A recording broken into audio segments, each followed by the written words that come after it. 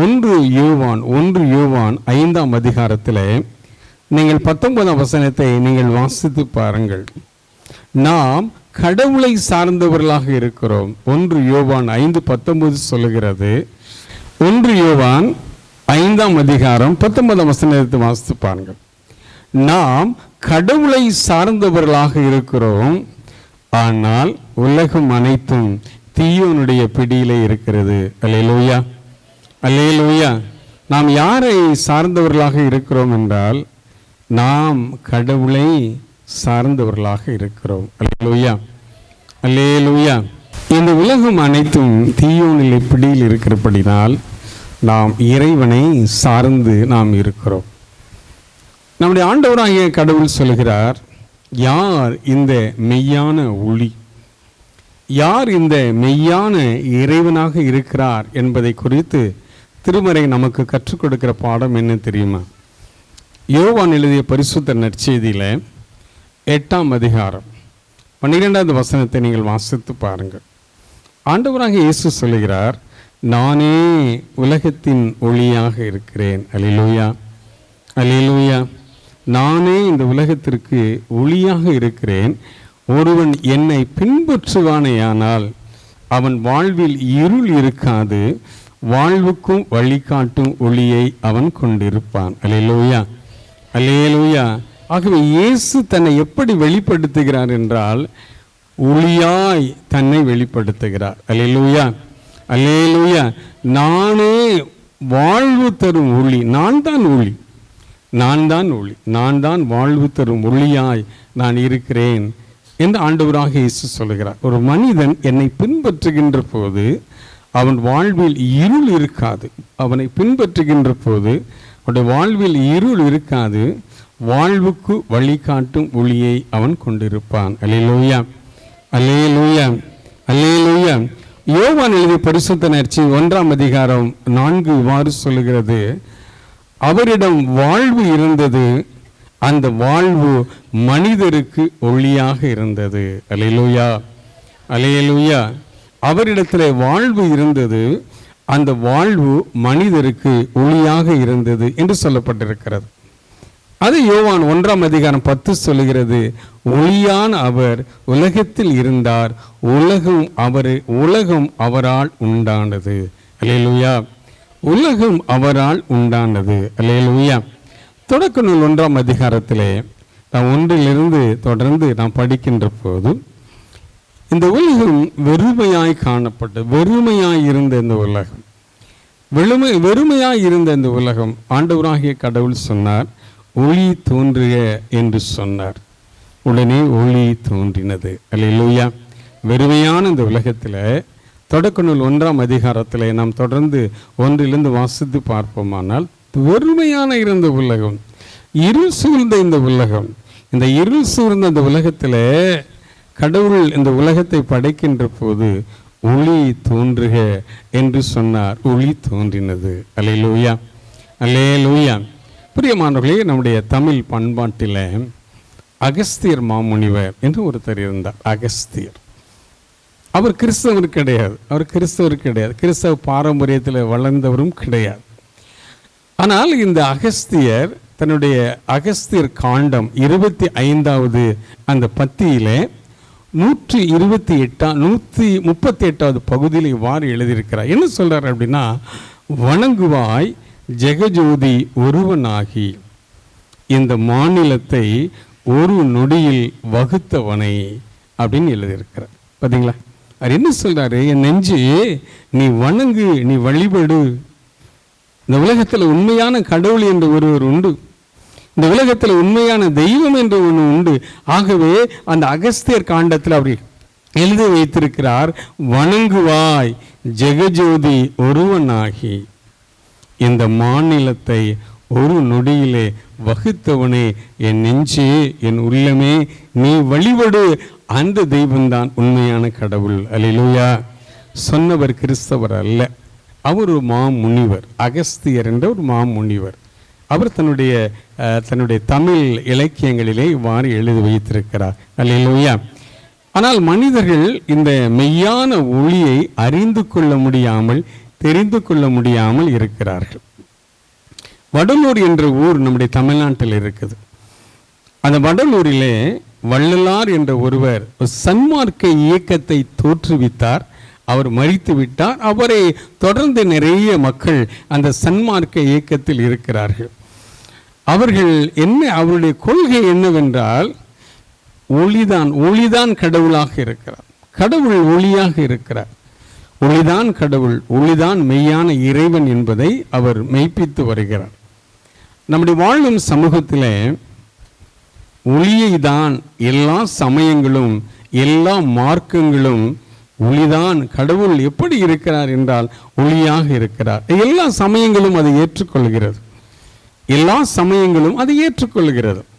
ஆனால் யார் மெய்யான ஒளி, யார் மெய்யான இறைவன் என்பதை தான் அறிந்து கொள்ள முடியாதபடி, தெரிந்து கொள்ள முடியாதபடி இந்த பிரபஞ்சத்தின் தலைவனாகிய சத்துருவானவர் அநேகருடைய மன கண்களை அவன் குருடாக்கி வைத்திருக்கிறான். அல்லேலூயா, அல்லேலூயா, அல்லேலூயா.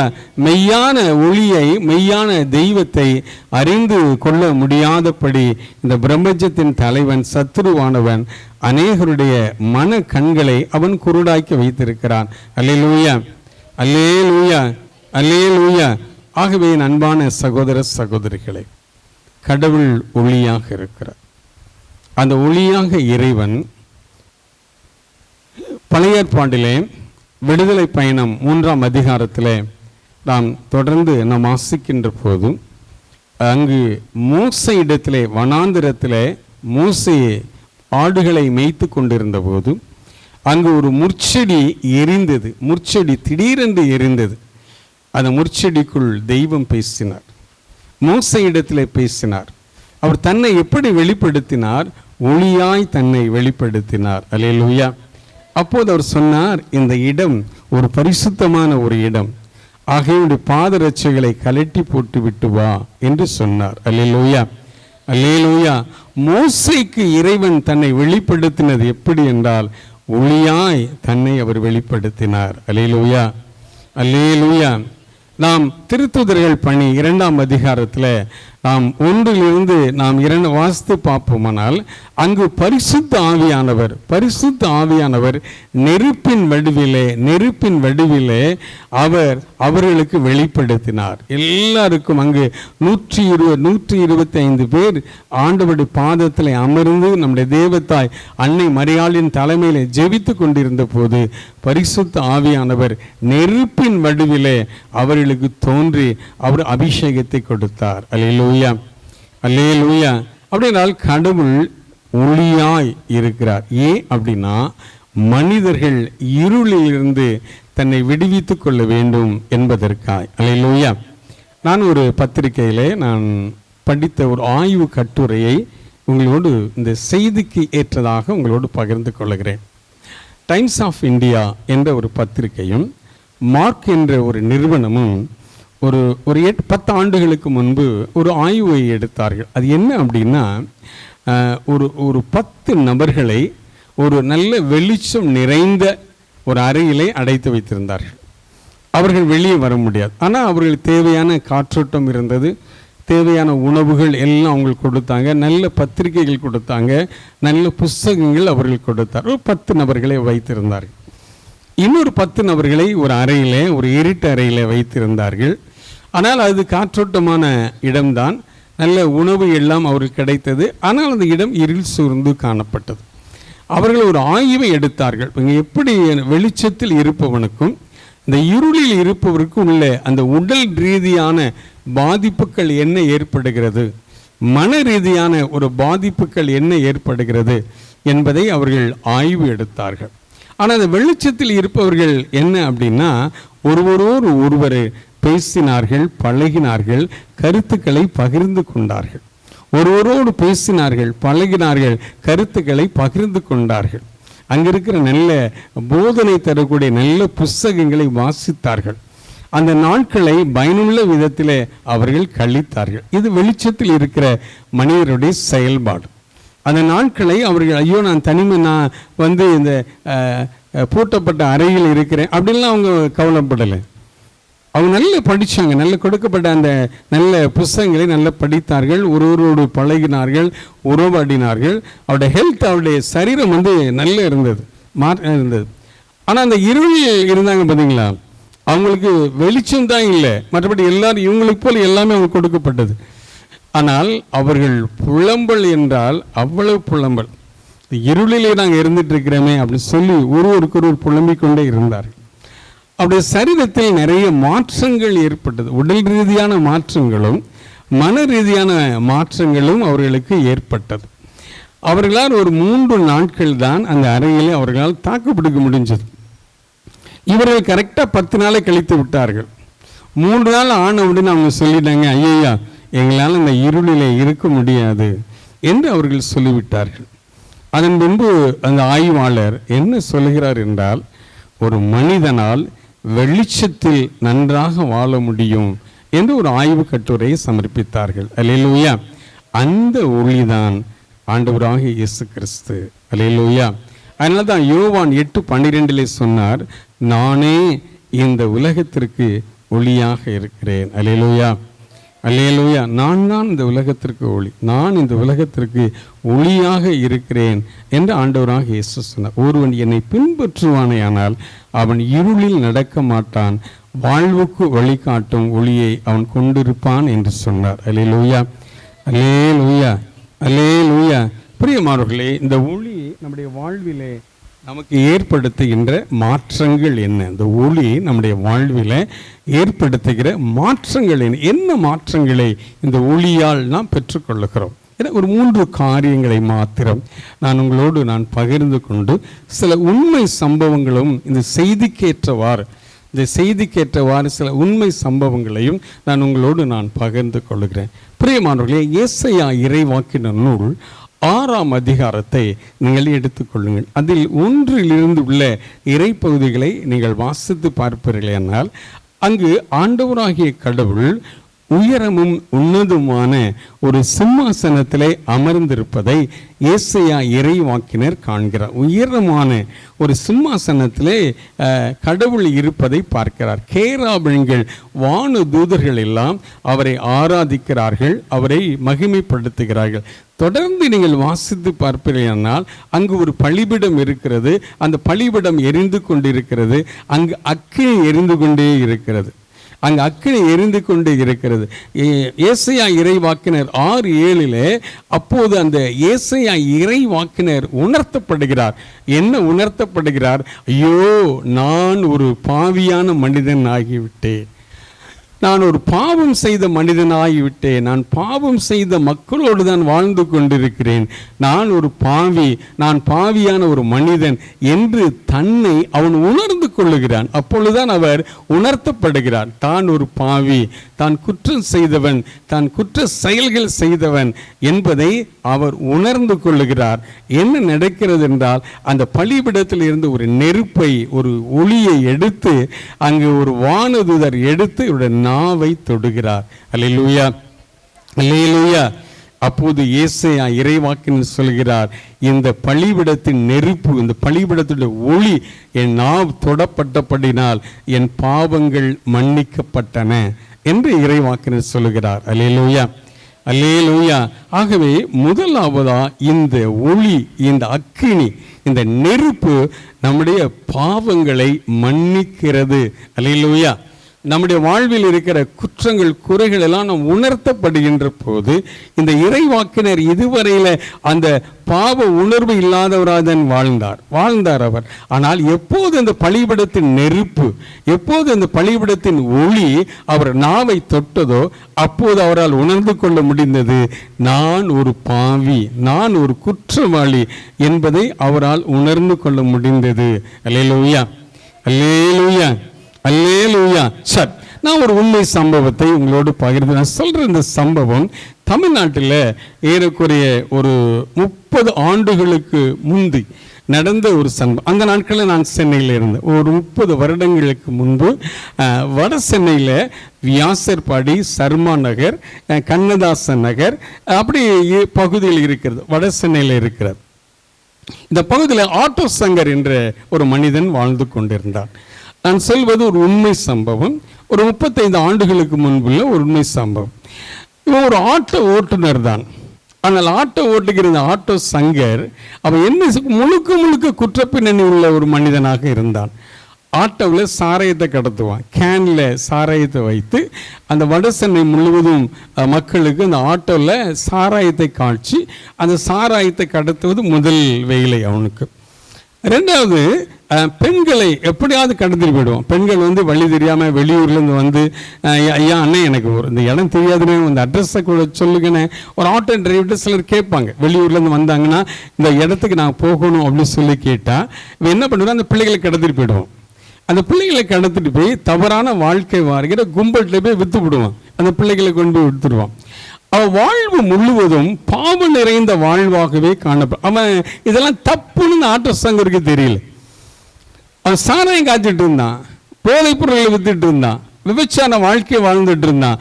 பெண்களை, வாலிப பிள்ளைகள் எல்லாவற்றையும் கடத்தி அவனுடைய வாழ்க்கையில பாவம் பாவம் பாவம் பாவம் நிறைந்த வாழ்வாக ஒரு 35 ஆண்டுகளுக்கு முன்பு அவன் வடசென்னை பகுதியிலே அவன் வாழ்ந்து கொண்டிருந்தான். ஒரு காலகட்டத்திலே அவன் காவல்துறையினரால் அவன் பிடிக்கப்பட்டான். அவன் செய்த எல்லா தவறுகளும் நீதிமன்றத்திலே நிரூபிக்கப்பட்டு விட்டது. நிறைய சாட்சியங்கள் இருந்தன. அவனால் பாதிக்கப்பட்ட பெண்கள் எல்லாம் அப்பொழுது வந்து நீதிமன்றத்திலே சொன்னார்கள், இன்னென்ன விதத்திலே நான் இவனால் பாதிக்கப்பட்டிருக்கிறோம், எங்களை கடத்தி சென்று தவறான வாழ்வு வாழ்கிற பெண்களோடு எங்களை விற்று விட்டான் என்று அவனால் பாதிக்கப்பட்ட நிறைய பெண்கள் நீதிமன்றத்தில் வந்து சொன்னார். அவன் செய்த எல்லா குற்றங்களும் உண்மை என்று நிரூபிக்கப்பட்டபடினால் நீதிபதி அவனுக்கு கொடுத்த தண்டனை என்னவென்றால், அவனுக்கு வந்து முதலாவது ஆயுள் தண்டனை கொடுக்கப்பட்டது. ஆயுள் தண்டனை அவனுக்கு தூக்கு தண்டனையாய் மாறிவிட்டது. இப்போது அவன் சிறையிலே, சென்னையிலே அவன் சிறையிலே அடைக்கப்பட்டிருக்கிறான். அவன் சிறையிலே அடைக்கப்பட்ட அந்த காலகட்டத்திலே எங்களை இனி போல சிறைக்கு சென்று அந்த கைதிகள் மத்தியிலே பணி செய்கிற பணியாளர்கள் சென்று அரசாங்கத்தினுடைய முறைப்படியான அனுமதி பெற்று அவரை சந்தித்து அவனோடு பேசிக்கொண்டே இருந்தார்கள். அவனுடைய பொதுவாகவே இப்படி குற்றப்பின்னணி உள்ள மக்களோடு தான் நான் ஊழியம் செய்து கொண்டிருக்கிறேன். அவங்களெல்லாம் ஆண்டவருக்குள்ள வழி நடத்துவது ரொம்ப கடினம். ஏன் அப்படின்னு நல்லா ஜெபிக்கணும். ஜெப வாழ்வில் நிலைத்திருந்து தான் நம்ம வந்து அவங்கள வந்து சந்திக்க முடியும். இல்லைன்னா அவர்கள் எங்களை மேற்கொண்டுருவாங்க. அதனால் நல்ல ப்ரேயரோடு தான் நாங்கள் அவங்களுக்கு கவுன்சிலிங் கொடுக்க முடியும், அவங்களோடு பேச முடியும். அப்போ அந்த ஊழியர் அவரோடு பேசி கொண்டிருந்தபோது ஆட்டோ சங்கர் குற்ற உணர்வுகள் இல்லாதவனாக தான் இருந்தான். அவன் என்ன சொல்லிட்டே இருந்தான், நியாயப்படுத்தி கொண்டே இருந்தான். அவங்க செய்யலையா, இவங்க செய்யலையா, அந்த அரசியல்வாதி செய்யலையா, இந்த அரசியல்வாதி செய்யலையா, அவன் சொல்லி தன்னை நியாயப்படுத்தி கொண்டே இருந்தான். தன் தவறை அவன் உணர்ந்தவனாக தெரியவில்லை. ஆனால் இந்த பணியாளர் அவனை வழிநடத்த, நல்வழிப்படுத்த அவன் எடுத்துக்கொண்ட காலம் 1 ஆண்டுகள். 1 ஆண்டு முழுவதும் வாய்ப்புகள் கிடைக்கும் போதெல்லாம் அவரோடு பேசிக்கொண்டே இருந்தார். ஒரு காலகட்டத்தில் இந்த ஆட்டோ சங்கர் வாழ்விலே ஒரு மாற்றம் ஏற்பட்டது. அல்லேலூயா. எப்படி ஏசாயா இறைவாக்கினருடைய அந்த நாவை அந்த பலிபீடத்தின் அக்கினி தொட்ட போது, அந்த நெருப்பு, அந்த ஒளி தொட்டப்பட்ட போது, ஐயோ நான் பாவத்தில் வாழ்ந்த ஒரு மனிதன் என்று அவர் உணர்த்தப்பட்டாரோ, இப்போது ஒளியாகிய இறைவன் இந்த ஆட்டோ சங்கர் உள்ளத்தில் வந்தபோது இந்த ஆட்டோ சங்கர் அவன் என்ன செய்தான், ஐயோ நான் பாவி அல்லவா, நான் குற்றவாளி அல்லவா, நான் இவ்வளவு தவறுகளை செய்திருக்கிறேனே, இவ்வளவு குற்றங்களை செய்திருக்கிறேனே என்று இந்த ஆட்டோ சங்கர் உணர ஆரம்பித்தது மாத்திரமல்ல, அவன் ஆண்டவராக இயேசு கிறிஸ்துவை தன் சொந்த மீட்பராக ஏற்றுக்கொண்டான். அல்லேலூயா. கொடூரமான ஒரு மனிதனாக இருந்தான். ஆனால் ஆண்டவராக இயேசுவை தன் சொந்த மீட்பராக, இரட்சகராக அவன் ஏற்றுக்கொண்டான். அல்லேலூயா. ஆனால் நீதிமன்றம் கொடுத்த அந்த தண்டனையை, அரசு கொடுத்த, நீதித்துறை கொடுத்த தண்டனையை அவன் அனுபவித்தான் ஆக வேண்டும். ஆகவே அவன் தூக்கு தண்டனை போடப்பட்டு அவன் மரித்து போய்விட்டான். ஆனால் மரிப்பதற்கு முன்னதாய் அவன் வாழ்விலே ஒரு மாற்றம் ஏற்பட்டது. இந்த பணியாளர் அவனை மாத்திரம் சந்திக்கவில்லை, அவனுடைய மனைவியும் சந்தித்தார்கள். அந்த மனைவி ஆண்டவருக்குள் வந்தபோது அவர்கள் ஜெப மலர் என்று அவருடைய பெயர். அவங்க அதன் பின்பு ஆண்டவரை அறிந்தார்கள், ஆண்டவரை தெரிந்து கொண்டார்கள், நல்ல மீட்பின் அனுபவத்தை அவர்கள் பெற்றார்கள். அந்த மீட்பின் அனுபவத்தை பெற்ற உடனே வரசனையில் இருக்கிற கார்மல் சபையை சார்ந்த அருள் சகோதரிகள் அவர்களை வழிநடத்த ஆரம்பித்தார்கள். அதன் பின்பு கடவுளுடைய ஊழியத்தையும் சமூக பணிகளையும் செய்பவராக இந்த ஆட்டோஸ் தங்களுடைய மனைவி ஜெபமலர் என்பவர்கள் மாறினார்கள். அல்லேலூயா, அல்லேலூயா. நான் ஏன் இந்த சம்பவத்தை சொல்கிறேன் என்றால், ஒளியாகிய கடவுள் ஒரு மனிதனுடைய உள்ளத்தில் வருகின்ற போது அவன் எவ்வளவுதான் கடின இருதயம் உள்ளவனாக இருந்தாலும், எவ்வளவுதான் கடின சிந்தை உள்ளவராக இருந்தாலும், அவன் வாழ்க்கை பாதையை இந்த ஒளி மாற்றி விடுகிறது. அல்லேலூயா, அல்லேலூயா, அல்லேலூயா. அவன் கொடூரமான மனிதன் தான், யாராலையும் அவனை மாற்ற முடியவில்லை. ஆனால் ஒளியாகிய இயேசு அவன் உள்ளத்தில் வந்தார், அவன் வாழ்க்கை பாதையை மாற்றினார். அல்லேலூயா, அல்லேலூயா. ஆகவே முதலாவதாய் ஒளி நம்முடைய வாழ்வில் பாதைகளை மாற்றுகிறது. நம்முடைய குற்றங்களுக்கு இந்த ஒளியாகிய இயேசு நம்முடைய குற்றங்களை மன்னிக்கிறவராய் காணப்படுகிறார். அல்லேலூயா, அல்லேலூயா, அல்லேலூயா. பிரியமானவர்களே, நாம் வாழ்கின்ற இந்த உலகம் ஒரு அறிவியல் வளர்ச்சி பெற்ற ஒரு உலகத்திலே நாம் வாழ்ந்து கொண்டிருக்கிறோம். ஏனென்றால் சமூக வலைத்தளங்கள் அதிகமாய் பெருகி போன ஒரு உலகம். இன்ஸ்டாகிராம் என்னெல்லாம் இருக்குது. இப்போ AI அப்படிங்கிற ஒரு செயலி ஒன்று வந்திருக்கிறது. அது 2020 அது உருவாக்கப்பட்டு எப்பவுமே உருவாகுனாங்க. ஆனால் 20 அது ஒரு செயல்பட வந்தது. ஆனால் இப்போ 2026 அது ரொம்ப இதாகிட்டது. நம்முடைய பிள்ளைகள், நம்முடைய வாலிப பிள்ளைகள் எல்லாமே அதில் எப்படியும் மூழ்கி போயிட்டாங்க. எப்படியோ நீ பார்த்தீங்கன்னா இன்ஸ்டாகிராம் அது இது என்னெல்லாமோ புகுந்து விளையாடுறாங்க, என்னெல்லாமோ உள்ள பிள்ளைகள் புகுந்து விடுறாங்க. இப்போ இந்த AI அப்படிங்கிற செயலி அதிகமாய் அவர்கள் பயன்படுத்த ஆரம்பித்து விட்டார்கள். எனக்கு சங்கரங்கோயில் பகுதியில் ஒரு குடும்பத்தார் என்னிடத்துல, என் பிரதர் எங்கள் வீட்டுக்கு ஒரு முறை ஜெபத்திற்கு வரணும் அப்படின்னு சொன்னாங்க. நான் அந்த பகுதிக்கு ஊழியத்திற்கு போயிருக்கின்ற போது ஒரு நாள் அந்த குடும்பத்திற்கு போனேன். அந்த 2 பேருமே ஆசிரியர்கள், கணவன் மனைவி 2 பேரும் ஆசிரியர்கள். கோயிலுக்கு வந்தாங்க. ஞாயிற்றுக்கிழமை தான் சந்தித்தேன். காலை திருப்பள்ளி முடிந்த உடனே அவங்க வீட்டுக்கு என்னை கூட்டிகிட்டு போன உடனே அவங்க என்னை பார்த்த உடனே வீட்டில் வச்சு 2 பேருமே அழ ஆரம்பிச்சிட்டாங்க. பிரதர், எங்களுக்கு ஒரு வாலிப மகள் இருக்கிறார். நாங்கள் 2 பேரும் தான் சர்ச்சுக்கு வந்தோம். ஆனால் என் மகன் பாருங்கள், எங்கள் ரூம் இருக்குது, அந்த ரூமில் பூட்டிட்டு உள்ளே கிடக்கிறான். ரூமை விட்டு வெளியே வரமாட்டான். எம்மாப்புறமே வருவான், சாப்பிட்டுட்டு போவான், உள்ளே போயிடுவான்.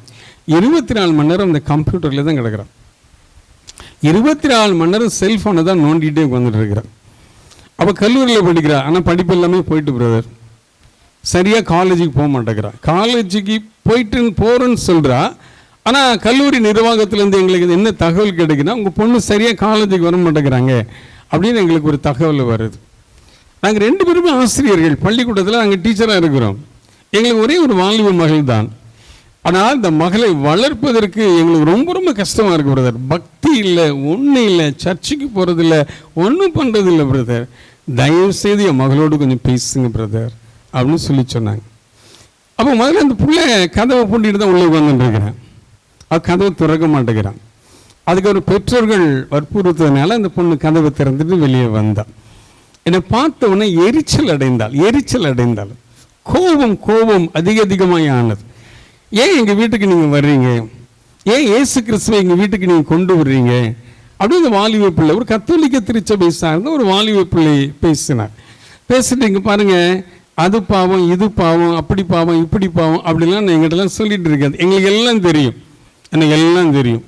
நாங்கள் நிறைய பார்க்குறோம், நிறைய ஃபேஸ்புக்கு அது ஏகப்பட்டதெல்லாம் நாங்கள் பார்க்குறோம். எங்களுக்கு தெரியும், உலகத்தில் எங்களுக்கு தெரியும். நீங்கள் எங்களுக்கு ஒன்றும் சொல்லித்தர வேண்டிய தேவையில்லை அப்படி இந்த பொண்ணு என்னை வாக்குவாதம் பண்ணிக்கிட்டே இருந்தா. அந்த பொண்ணோட எப்படி பேசுறது, அந்த பொண்ணுக்கு எப்படி ஆன்சர் பண்ணுறது. ஏன்னா அது இக்காலத்தில் உள்ள வாலிப பிள்ளைகள், இக்காலத்தில் என்னால் ஒரு 10 கொலை பண்ணணுன்னு கூட என்னால் ஆண்டவர்களை நான் கொண்டு வந்திருக்கிறேன். ஒரு பெரிய திருடனாக இருப்பான், அந்த திருடனை கூட நான் கிறிஸ்துக்குள்ள நான் வழி நடத்திருக்கிறேன். கொலைகாரனோடு தான் வாழ்ந்துக்கிட்டே இருக்கிறேன். அவங்களால என்னால் கிறிஸ்துக்குள்ள கொண்டு வர முடிஞ்சிட்டு. ஆனால் இன்னைக்கு இக்காலத்தில் உள்ள வாழ்கிற வாலிப பிள்ளைகளை, அதிலும் இந்த இணையதளம் இவங்க இதில் மூழ்கி போய் கிடக்கிறாங்க பார்த்தீங்களா. இந்த பிள்ளைகளை ஆண்டவர்களை கொண்டு வருவது ரொம்ப ரொம்ப கடினமான ஒரு காரியம். ஏன்னா சத்ருவானவன் என்ன பண்ணுறான், அந்த பிள்ளைகளை அப்படியே கொண்டு போயிடுறான். அந்த பிள்ளைகளை அப்படியே கொண்டு போயிடுறான். நீங்கள் பைபிள் எடுங்க பார்க்கலாம். 1 கொரிந்தியர் 2 கொரிந்தியர் 4ஆம் அதிகாரம் 4ஆவது வசனத்தை படிக்க பார்க்கலாம். 2 கொரிந்தியர் 4ஆம் அதிகாரம் 4 எடுத்து படிக்க பார்க்கலாம். இந்த உலகத்தின் தெய்வம் நம்பிக்கை கொண்டிராதோரின் அறிவு கண்களை குருடாக்கி விட்டது. அடுத்த வசனம் படிக்க பிரதர். நற்செய்தியின் ஒளியை அதுக்கு தொடர்ந்து படிங்க. கடவுளின் சாயலாக விளங்கும் கிறிஸ்துவின் மாட்சிமை பொருந்திய நற்செய்தியின் ஒளியை காண முடிவதில்லை. அல்லேலூயா, அல்லேலூயா. பார்த்தீங்களா, இந்த உலகத்தின் இந்த பிரம்மச்சத்தின் தலைவன் இருக்கான் பார்த்தீங்களா, பிசாசு. அவன் என்ன பண்றான் அப்படின்னா, கிறிஸ்துவை நம்முடைய பிள்ளைகள் அறிந்து விடக்கூடாது, கிறிஸ்துவை நம்முடைய பிள்ளைகள் தெரிந்து விடக்கூடாது அப்படிங்கிறதுக்காக அவன் என்ன பண்றான், பிள்ளைகளுடைய மன கண்களை அவன் குருடாக்கி வைத்திருக்கிறான். அல்லேலூயா, அல்லேலூயா. அதனால பெற்றோர்கள் நீங்கள் ரொம்ப எச்சரிக்கையாக இருக்கணும். இல்லை, வாலிப பிள்ளைகளும் எம்எல்ஏ கொஞ்சம் கோவப்படாது செய்வீங்க. ஆனால் நான் ஒரு தகப்பன்கிற முறையில் தான் இந்த காரியத்தை உங்களோடு நான் பகிர்ந்து கொள்கிறேன். ஏன்னா எனக்கு 2 பிள்ளைகள் இருக்கிறாங்க. நான் ஒரு தகப்பன்கிற முறை 66 வயது எனக்கு ஆகிறது. அதனால் இந்த நாட்கள் எவ்வளவு கொடூரமான காலங்கள், இந்த நாட்கள் எவ்வளவு கொடூரமான காலங்கள் என்பதை நீங்கள் புரிந்து கொள்ளணும். அப்போ அந்த பொண்ணு என்னிடத்துல வாக்குவாதம் பண்ணிக்கிட்டே வர பாவம் அப்படிங்கலாம் நீ சொல்லிட்டு அப்படிலாம் ஒன்றுமே கிடையாது. எனக்கு தெரியுங்க, 18 வயசு பிள்ளை என்று சொல்கிறா. என்னங்க நீங்கள் சொல்கிறீங்க, ஓரின எச்சரிக்கையெல்லாம் பாவமே கிடையாது அப்படிங்கிறான். அதெல்லாம் பாவமே கிடையாது, எப்படியும் வாழலாம், எப்படியும் ஜீவிக்கலாம். எனக்கு ஒருத்தனை பிடிச்சிருக்குது, அவனோடு நான் கொஞ்ச காலம் வாழ்வேன், விட்டுட்டு இன்னொருத்தரோட 18 வயசு பிள்ளை சொல்கிறா, நான் இன்னொருத்தரோட வாழ்ந்துட்டு போவேங்க, உங்களுக்கு என்னங்க வந்துச்சு, இதெல்லாம் போட்டு நீங்கள் ஊழியக்காரங்க, அது பாவம் இது பாவம் அப்படிலாம் சொல்லிட்டு இருக்கிறீங்களேன்ட்டு ரொம்ப வாக்குவாதம். 1 மணி நேரம் என்கிட்ட பேசிட்டு இந்த ரூமில் போட்டு போயிட்டு அந்த பிள்ளை. அதுக்கு மேலே இந்த பிள்ளை என்கிட்ட பேசவே இல்லை. அப்போ எனக்கு ஒரு காரியம் நான் உணர்த்தப்பட்டேன். என்னடா இப்படி இந்த இளைய சமூகங்கள் இப்படி பாவத்தில் விழுந்து, அதாவது ஏசாயா இறைவாக்கினர் அவர் தன் குற்றப்பள்ளிகள் உணர்ந்தப்பட்டபடினால் அவருடைய பாவங்கள் மன்னிக்கப்பட்டன. ஆட்டுசங்கர் தன்னுடைய குற்றம் தவறு என்பதை அவன் உணர்த்தப்பட்டனால் அவனுக்குள்ள ரட்சிப்பு இருந்தது, மீட்பு இருந்தது. அவருடைய மனைவி ஊழியக்காரியா இருக்கிறான். ஆனால் இக்காலத்தில் இருக்கிற இந்த பிள்ளைகளுக்குள்ளே ஒரு குற்றப்பள்ளியே கிடையாது. அதெல்லாம் தப்பு அப்படின்னு அந்த பிள்ளைகள் எல்லாம் உணரல. என்னிடத்தில் ஒரு பத்திரிகை செய்தி இருக்குது, நான் ஆதாரங்கள் இல்லாமல் நான் போதிக்க மாட்டேன். இந்த 14ஆம் தேதி தினகரனில் வந்த ஒரு செய்தி, தினகரன் பத்திரிகையில் வந்த ஒரு செய்தி. அந்த செய்தியில் அரை பக்கத்துக்கு ஒரு கட்டுரை இருக்கிறது. அந்த கட்டுரை என்ன சொல்லப்பட்டிருக்குது அப்படின்னா, இக்காலத்தில் உள்ள வாலிபர்கள், இளம் சிறார்கள் செல்போனிலும் கம்ப்யூட்டரிலும் தான் மூழ்கி போய் கிடக்கிறாங்க. அதனால் அவருடைய எண்ணங்கள் சிந்தனைகள் மாறிவிடுகிறது. அவருடைய சிந்தனை நரம்பு இருக்கு பார்த்தீங்களா, சிந்தனை மூளை நரம்பு இருக்கு பார்த்தீங்களா, அதெல்லாம் பாதிக்கப்பட்டு விடுகிறது. அதெல்லாம் இந்த பிள்ளைகளுக்கு பாதிக்க. ஏன் அப்படின்னா, இளம் சிறார்கள், நீங்கள் இந்த கட்டை என்ன முடிஞ்சு வேணா என்ன வாங்கிக்கங்க. இது 14ஆம் தேதி வந்த தினகரனுடைய நாளிதழ் இந்த கட்டுரை எனக்கு படிக்க மனவேதனையாக இருந்துச்சு. நான் ஒரு ஊழியக்காரன், டெய்லி நாட்டு நடப்பை தெரிஞ்சுக்குவேன். அதன் அடிப்படையில் தான் கடவுளுடைய ஊழியத்தை நான் செய்து கொண்டு வருகிறேன். எனக்கு படிக்கும்போது எனக்கு சொல்ல இருக்குது, அது என்ன சொல்லுது அப்படின்னா, இக்கால வாலிபர்கள், இளைஞர்கள், இளம் சிறார்கள் தன் வாழ்நாள் முழுவதும் அவங்க பயன்படுத்த செல்போன், அதுக்கப்புறம் கம்ப்யூட்டர், அது இருக்கிற எல்லா இணைய தளங்கள் அத்தனையும் அவங்களுக்கு தெரியுது, இயேசு தெரியாது. அல்லேலூயா. என் அன்பு பெற்றோர்களே, இயேசு இல்லாத வாழ்க்கை வெறுமையான வாழ்க்கை. இயேசு இல்லாத வாழ்க்கை வெறுமையான வாழ்க்கை. நீங்கள் இயேசுவை உங்கள் பிள்ளைகளுக்கு நீங்கள் கொடுக்கின்ற போதுதான் உங்கள் பிள்ளைகளுக்கு எது நன்மை எது தீமை என்பதை உங்கள் பிள்ளைகளால் உணர முடியும். இல்லை அப்படின்னா அந்த காரியங்கள் இந்த பிள்ளைகள் என்ன சொல்ல, இது தீமையாக இருந்தாலும் அதெல்லாம் அனுபவிக்கிறதுக்காக கொடுக்கப்பட்டது அப்படின்னு தான் வாக்குவாதம் பண்ணுவாங்க. நான் எப்பவும் சொல்றேன், அந்த சங்கரன் கோயிலில் இருக்கிற அந்த குடும்பத்தில் அந்த பொண்ணை என்னால் ஆண்டவருக்கு வழி நடத்த கஷ்டமாக தான் இருக்கு. இன்னும் அந்த பிள்ளை நான் சரிபடுத்தலை. நான் ஜெபம் பண்ணிட்டு தான் இருக்கிறேன். ஆண்டவரே எனக்கு ஞானத்தை தாருன்னு கேட்டிருக்கிறேன். என்ன ஞானத்தை தாரும். ஏன்னா இப்போ உள்ள தலைமுறையிட்ட நான் பேசுறது ரொம்ப கடினமாக இருக்குது. நான் சொன்ன பார்த்தீங்களா, கொலகாரனை கூட ஆண்டவர்களை கொண்டு வந்துருக்கிறேன் நிறைய பேரை. ஆனால் இப்படிப்பட்ட இந்த இந்த இந்த கம்ப்யூட்டர் இந்த உலகத்தில் இருக்கிற அந்த பிள்ளைகளை ஆண்டவர்களை கொண்டு வருவது கடினமான ஒரு காரியமாக இருக்கிறது.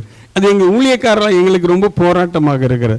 ஆகவே பெற்றோர்கள் தயவு செய்து உங்கள் பிள்ளைகளை கண்ணும் கருத்துமாக பாருங்கள், கண்ணும் கருத்துமாக பாருங்கள். பிள்ளைகளை குறித்து அக்கறை உங்களுக்கு இருக்கணும். இந்த பிள்ளைகள் நிப்பம் சொல்கிறேன், இந்த பிள்ளைகள் உங்களுடைய பிள்ளைகளே கிடையாது. இது கடவுள் தான் உங்களுக்கு கொடுத்தார். நீ நினைக்கிறேன் உங்கள் பிள்ளைன்னு சொல்லிட்டு இருந்தா இந்த பிள்ளைகளை சத்துரு கொண்டுட்டு போயிட்டே இருக்கிறான்.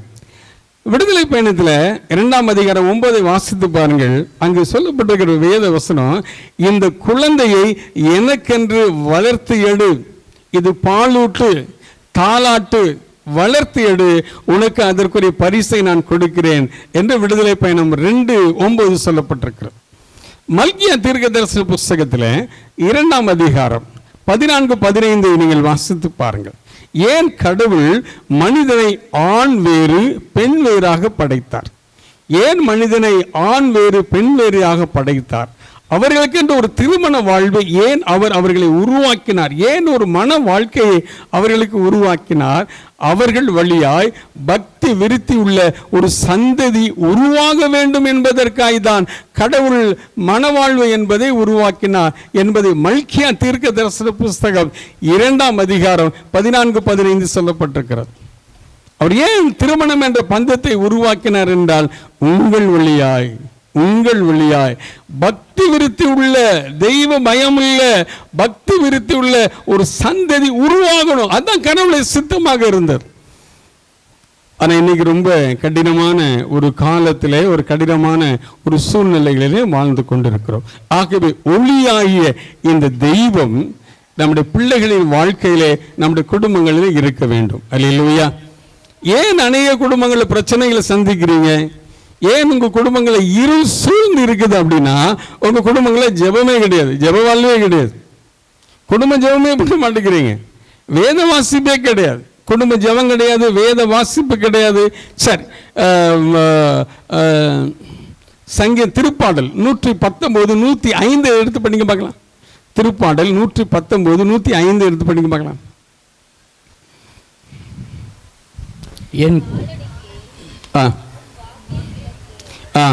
என் பாதைக்கு ஒளியும் அதுவே. கால்களுக்கு வேத வசனம் இருக்கு பார்த்தீங்களா, கால்களுக்கு அதுதான் விளக்கு, பாதைக்கு அதுதான் ஒளி. அல்லேலூயா, அல்லேலூயா.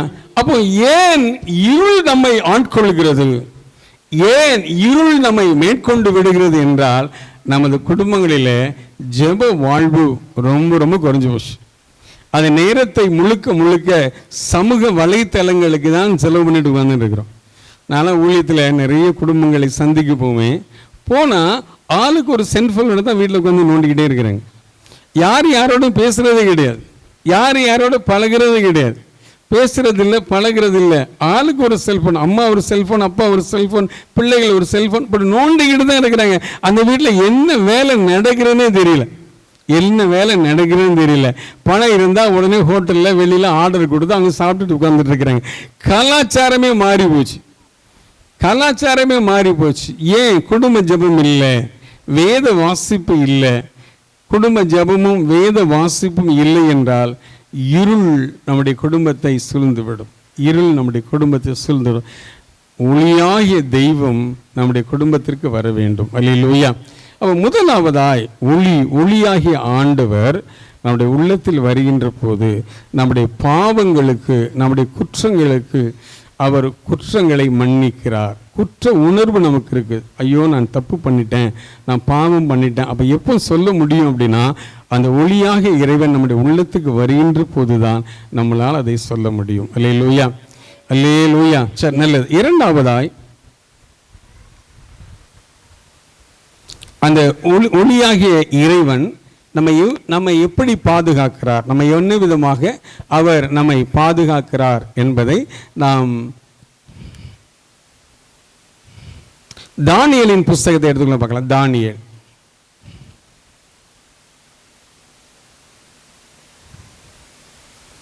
தானியேலின் புஸ்தகம் 3ஆம் அதிகாரம். தானியேலின் புஸ்தகம் 3ஆம் அதிகாரத்தில் 1வது வசனம் இவ்வாறு சொல்லப்பட்டிருக்கிறது. பாபிலோன் தேசத்தை நேபுகத்நேச்சர் என்ற ஒரு அரசன் ஆண்டு கொண்டிருந்தான். பாபிலோன் தேசத்தை நேபுகத்நேச்சர் என்ற ஒரு அரசன் ஆண்டு கொண்டிருந்தான். அவன் என்ன செய்தான் என்றால் 60 அடி முழம் உயரமுள்ள ஒரு பொற்சிலையை உருவாக்குகிறான். 6 அடி முழமுள்ள அகலமுள்ள ஒரு பொற்சிலை, 60 அடி உயரம் 6 அடி அகலமுள்ள ஒரு பொற்சிலையை அவன் உருவாக்குகிறான். அந்த பாபிலோனில் அவன் என்ன சொல்கிறான் அப்படின்னா, இதுதான் கடவுள், இதுதான் தெய்வம், இந்த தெய்வத்தை தான் நீங்கள் வழிபட வேண்டும் என்று இந்த நேபுகத்நேச்சர் என்ற இந்த அரசன் அவன் கட்டளையிடுகிறான். அந்த பாபிலோனில் இஸ்ராயேல் தேசத்தை சார்ந்த 4 வாலிபர்கள் இருக்கிறார்கள். அதுதான் ஒருத்தர் தானியேல், ஷாத்ராக், மேஷாக், ஆபேத்நகோ. இதில் இந்த ஷாத்ராக், மேஷாக், ஆபேத்நகோ எனது வாலிபர்கள் என்ன சொல்கிறாங்க அப்படின்னா, தானியேலின் புஸ்தகம் 3ஆம் அதிகாரம் 16லிருந்து நீங்கள் செய்திகளை நீங்கள் படித்து பார்ப்பீர்கள். ஆனால் அங்கே அவர் என்ன சொல்கிறார் அப்படின்னா, அந்த அரசன்கிட்ட சொல்கிறாரு, ஐயா தண்டனை, அதாவது அந்த தெய்வத்தை, அந்த அவன் உருவாக்கின அந்த தெய்வத்தை வழிபடலை அப்படின்னா எரிகின்ற நெருப்பில் அவங்க போடப்படுவாங்க. அதுதான் தண்டனை. அவர் தெய்வத்தை அவனே உருவாக்கி வச்சிருக்கிறான் அந்த அரசன். அந்த தெய்வத்தை வழிபடாதவர்கள் என்ன பண்ணப்படுவாங்க அப்படின்னா எரிகின்ற நெருப்பிலே அவர்கள் போடப்படுவார்கள் என்ற ஒரு செய்தி. ஆனால் இந்த ஷாத்ராக், மேஷாக், ஆபேத்நகோ என்ற இந்த வாலிபர்கள் என்ன சொல்கிறாங்க அப்படின்னா, அரசன்டே நேரடியாக பேசுகிறாங்க. நீர் உருவாக்கின இந்த தெய்வத்தை நாங்கள் வழிபட மாட்டோம், எங்களுக்கென்று ஒரு கடவுள் உண்டு, எங்களுக்கென்று ஒரு ஆண்டவர் உண்டு, அந்த ஆண்டவரை தவிர நாங்கள் வேற்று தெய்வத்தை நாங்கள் வழிபட மாட்டோம் அப்படின்னு சொல்கிறாங்க. அந்த ஆண்டவரை தவிர வேறு தெய்வத்தை நாங்கள் வழிபட மாட்டோம் அப்படின்னு சொல்கிறாங்க. இப்போ ராஜா அதிகமான கோவப்பட்டு என்ன பண்ணுறார் அப்படின்னா, இந்த எரிகின்ற அந்த நெருப்பில் அந்த 3 வாலிபர்களை கட்டுண்டு உள்ளதை ஓடுறாங்க. வசனம் சொல்லுகிறது, நீங்கள் தொடர்ந்து நீங்கள் படிச்சுட்டு பாருங்க, யார் இவர்களை கட்டுண்டு உள்ளே கொண்டு போய் போடுறாங்களோ அந்த நெருப்பின் சூட்டு தாங்காம அவங்களே செத்து போடுறாங்க. ஆனால் இப்போ அரசன் ஒரு காட்சியை காண்கிறான். என்ன அப்படின்னா, இந்த நெருப்பில் 3 பேர் இருக்கிறாங்க, சாகலை. ஆனால் இந்த ஒளி என்ன பண்ணுது அப்படின்னா, நெருப்பு அவர்களை பாதுகாக்கிறது. இந்த நெருப்பு அவர்களை பாதுகாக்கிறது. இப்போ அரசன் ஒரு காட்சியை காண்கிறான். ஐயோ, நம்ம 3 பேரை தான் கட்டுண்டவர்களா இந்த நெருப்பில் போட்டோம், ஆனால் 4வதாய் ஒருவர் இருக்கிறார், அவர் கடவுளுடைய மகனைப் போல, கடவுளைப் போலவே இருக்கிறாரே அப்படின்னு இந்த அரசன் சொல்லுகிறார். அல்லேலூயா, அல்லேலூயா. பாருங்க, அந்த நெருப்பு, அந்த ஒளி அவர்களை சேதப்படுத்தவில்லை, அந்த ஒளி அவர்களை பாதுகாத்தது. அல்லேலூயா, அல்லேலூயா, அல்லேலூயா. ஒளியாக இறைவன் முதலாவதாய் நம்முடைய பாவங்களை மன்னிக்கிறார். ஒளியாகிய கடவுள் நம்மை பாதுகாக்கிறார். அல்லேலூயா, அல்லேலூயா, அல்லேலூயா. ஒரு உண்மை சம்பவம், இதுவும் சென்னையில் நடந்த ஒரு சம்பவம் தான். சென்னையில் ஒரு குறிப்பிட்ட ஒரு கல்லூரி, இந்த கல்லூரி ஆண் பெண் இருபாலர்கள் படிக்கின்ற ஒரு கல்லூரி. அந்த கல்லூரியில் ஒரு நல்ல ஒரு கிறிஸ்தவ நல்ல ஆண்டவருக்கு நல்ல ஒரு பிள்ளை படிச்சுட்டு இருந்தான். அவள் கல்லூரியில் மாஸ்டர் டிகிரி படிச்சுட்டு இருந்தான், எம்எஸ்சி கெமிஸ்ட்ரி அந்த பிள்ளை படிச்சுட்டு இருந்தான். அவளோடு நிறைய மாணவர்கள் இருந்தாங்க. கோ எஜுகேஷன் கல்லூரி, அது நிறைய மாணவர்கள் படித்தாங்க. இவன் நல்ல அழகும் சௌந்தரியமில் நல்ல ஒரு பெண்ணு, ஆனால் எல்லோருடையும் பழகுவா, பேசுவா. ஆனால் ஆண்டவருக்குள்ள ஒரு பெண், ஒருபோதும் வாழ்க்கையில் தப்பு பண்ணிடக்கூடாது அப்படின்னு எண்ணம் உள்ள, சிந்தனை உள்ள பிள்ளை. அவங்க அம்மா அப்பா அவங்கள அப்படி நல்லா வளர்த்துருந்தாங்க.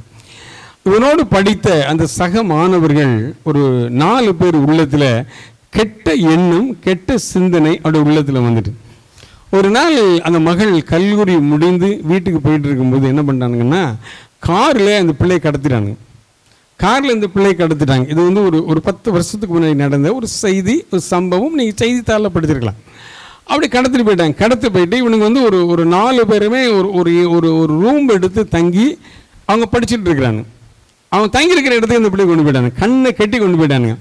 கொண்டு போய் அந்த வீட்டில் அடைச்சி வச்சுட்டு இந்த 4 பேர் என்ன சொல்லிட்டு போகிறாங்கன்னா, நமக்கு சாப்பாடு வாங்கிட்டு வருவோம், நம்ம ஏதாவது மதுபானங்களை வாங்கிட்டு வரோம் அப்படின்னு சொல்லி பேசிட்டு அவனுக்கு வெளியே போயிட்டாங்க. இந்த பொண்ணு அந்த ரூமில் அடைச்சி போட்டாங்க. இப்போ இந்த பொண்ணு உணர்ந்துட்டான், நம்மளை வந்து தப்பான ஒரு காரியத்துக்காக உன்னுடைய இச்சைகளை தீர்த்து கொள்ள நம்மளை உள்ளே கொண்டு வந்து போட்டுட்டானுங்க. நம்மளோட தான் படித்தான், ஆனால் இப்போ நம்மளை இப்படி பண்ணுறானுங்களே அப்படின்னு சொல்லி இந்த பொண்ணு முழங்கால் போட்டான். முழங்கால் போட்டு அவள் ஜெபிச்சா, கடுமையாக ஆண்டவர்கிட்ட ஜெபம் பண்ணா. கேட்டா அவன் என்ன சொன்னான் அப்படின்னா, இயேசுப்பா ஆபத்து காலத்தில், துன்பம் நிறைந்த நேரத்தில் என்னை நோக்கி கூப்பிடு அப்படின்னு சொன்னீங்களே, இப்போ என் பக்கத்தில் யாருமே கிடையாது, உம்மை தவிர என் பக்கத்தில் யாரும் கிடையாது. எங்கள் அம்மா கிடையாது, எங்கள் அப்பா கிடையாது, யாருமே கிடையாது ஆண்டவரே. நான் துன்பம் நிறைந்த ஒரு சூழ்நிலை நான் நின்று கொண்டிருக்கிறேன். அந்த 4 பேரும் என் கூட தான் படிக்கிறானுங்க.